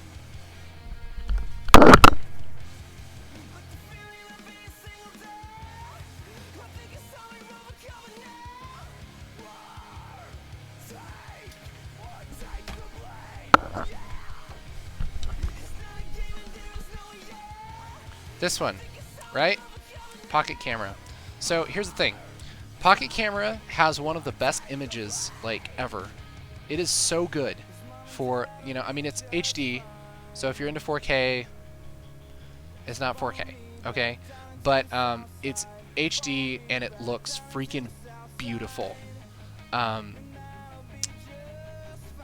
It looks amazing. It has super good dynamic range, even in ProRes. I love this camera. The caveats of this camera. The battery lasts about 10 minutes or 15 minutes. It's stupid. It is stupid how short this battery lasts. It is unreasonable. That sucks. So if you are going to get a camera like this, you need to get a adapter to like a bigger battery of some kind. A Sony battery or like a V-mount battery or something, because, or get, no joke, get like 10 extra batteries. Like if you want to do something, like if you want to shoot for a whole day, get actually 10 batteries, because that's how much it takes, and they take a long time to charge. Yeah. So battery life is the worst part about this camera. The second worst part is the screen. You cannot see the screen. Even in a dark room, it's like kind of blurry. It's not great. Out in the sun, it's not hard to see. You cannot see it. You will never be able to see this camera in the sun. So you have to get some kind of external monitor for that to work. If you are going to pay full price and buy a new one of these, I recommend not buying a new one of these. I recommend getting the Micro Cinema camera. Here's why. It's the exact same sensor as far as I know, and it has just as beautiful a video, but it shoots in 60 frames a second instead of 24 or 30, I guess would be the max. Shoots RAW, shoots compressed RAW, shoots all the ProRes, but it takes a Canon battery, which lasts like an hour and a half, and it doesn't have a screen, which is okay because you'd have to get a screen for this to actually look at it anyway. So if it's between this and a Micro Cinema camera, get a Micro Cinema camera, because they're the same price, and you have to get an external monitor either way if you actually want to shoot with it. I'll show you something cool real quick. Hold on, I gotta take off the secret part that I can't show you guys yet, that I have to show you next week.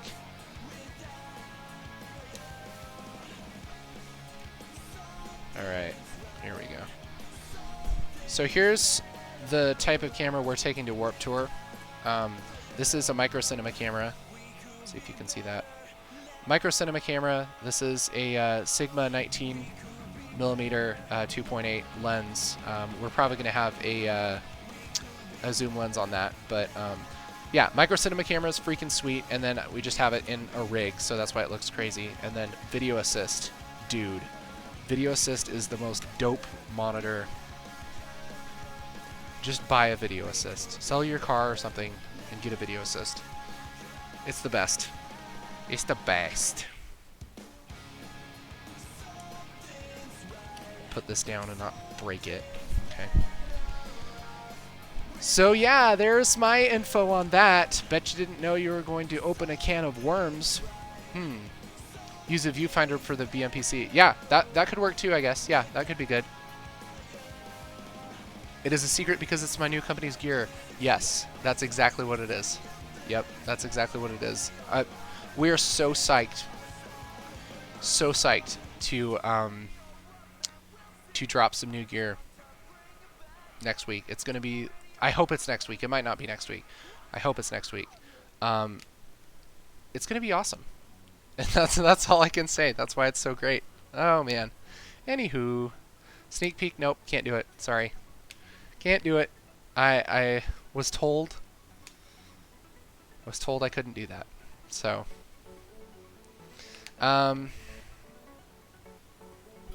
BMPCC and Atomos Ninja Blade as a monitor / SSD recorder for the win. Yeah, that'd be pretty sweet. That'd be a good setup too. Yep, had to try. Cool, look forward to it. Awesome, you guys, you were so nice. If you haven't signed up on the Fangs website, go sign up, and we're not going to spam you to death. We're just going to let you know when stuff comes out. So make sure to do that, and also subscribe to the Fangs YouTube, because that's how you're going to know all the new stuff. So we have hopefully new products coming out next week and have the store launch and everything, and then there's going to be some more stuff going down too. More stuff after that should be good. Yeah. So I have to go pretty quick. Any more questions for me or color grading stuff, post-production stuff, any of that stuff?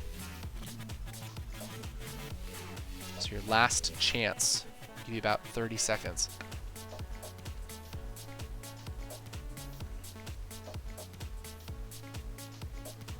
It's like she's like rocking out.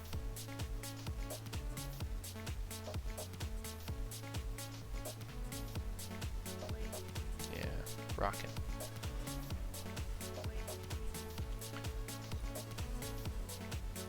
Let's see if we can do one of these. Let's see if we can do this. Red is hard. Red is hard because skin tones.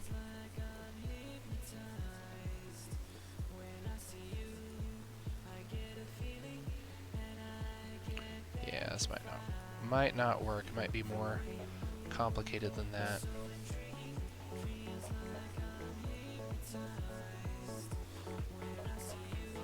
I can match her lipstick, I guess. Here's like a purple. I don't know. Yeah, let's do purple. She's purple lipstick too. Yeah, and now it's just crazy talk. It's just crazy with the saturation.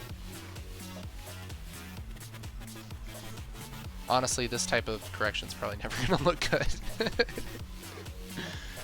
You got to be really careful changing colors of things. It's really easy to mess it up. But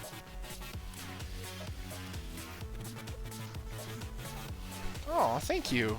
Watch the videos for heart support. The color's so lovely. Thanks. A lot of that isn't shot by us, so it's kind of sucks because there isn't like a lot of control over it. Hopefully the stuff in the future will be shot by us, but yeah. Can you please break down color grade for that girl footage? Well, I kind of, yeah, sure. So let's see, let's turn all these off. I forgot how to do that, but whatever. Okay, so this is shot, this is Blackmagic 4K footage, shot in BMD film, ProRes LT, probably. First one is, it's just, looks like boosting the gain a little bit down on the lift, and some saturation. And then second one is bringing down that red shirt, I believe, is what's going on there. Let's look. Maybe not. Maybe it's just the saturation. What's going on there?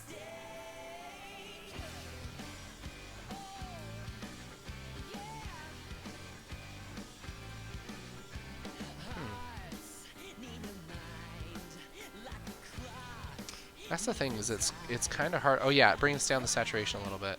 That's what's going on. Okay. And so I boosted the saturation in this one and then took it down in that one because I'm crazy. Because I'm just crazy. So then this one I believe does have a curve. Yeah. So it's saturating everything up again and then bringing down the reds. And so everything's really punchy except for bringing down her red shirt so it's not crazy world, because it would be like that. It also brings down her skin, which is good. Then this is eyes, so it just brightens her eyes a little bit of sharpening, a little bit of brightness. And then this shapes her face, and all that is pretty much, it's like a donut almost, or like a toilet seat. So that's what I'm affecting. And it's just darkening the midtones just a little bit. And it's just subtle, but it kind of just brings some more depth under her, you know, hair and stuff like that. This one is a very subtle vignette. Just brings the sides in a little bit, and then 7 does nothing. So there's the... There it is! There it is. Cool. Yeah, let's do one last LUT giveaway, alright? Let's call this, let's say, Doggy, D-O-G-G-Y. Put it on chat, and in a couple minutes I will very scientifically and methodically figure out who the winner is. Yeah. Thank you guys for hanging out. I really appreciate it. Really appreciate everybody who subscribes to the YouTube, buys LUTs, buys sound effects, everybody who comments on things, who hangs out for this live stream. You guys are the best, seriously. Really appreciate it, and the support that you give me and Dan and our company. It's really cool. So thank you. All right. Yeah, I didn't know how many things happened to that footage. Yeah, that's kind of how it is. Like, it's really easy to overgrade something and like just do way too much. And this is something like I wouldn't probably normally do all of this grading to this shot. It's just because I'm kind of here looking at it, and so I can always pick like something that I don't like to make a little better. So like if you're grading like a 30-second video and you have like the whole day to do it, that's the type of grading you would do, maybe even more, just to make every little detail as beautiful as possible. Most of the time, like if you're doing a longer project or a project that needs a faster turnaround, it's not going to be like that. You know, you'd probably stop here and maybe put a vignette on it, you know, because this stuff, it's nice, it's pretty, but nobody's going to notice if you don't do it. You know what I mean? It just makes it better if you have time. If you have time. All right, I'm going to do this. Here we go. 3, 2, 1. This person. JK Laiho. I don't know how to say it. JKLAIHO. You win. You're the winner. You're the winner of a LUT pack of your choice. Just email me info@groundcontrolcolor.com. Tell me which one you want. I'll send it out. Papa Dem Productions says, thank you, Casey. God bless you. God bless you guys. Thank you so much. Thank you for that. Appreciate that. So, yeah, I think that's going to wrap us up. Thank you so much for hanging out. Love you guys. Appreciate you. Thank you. And I will...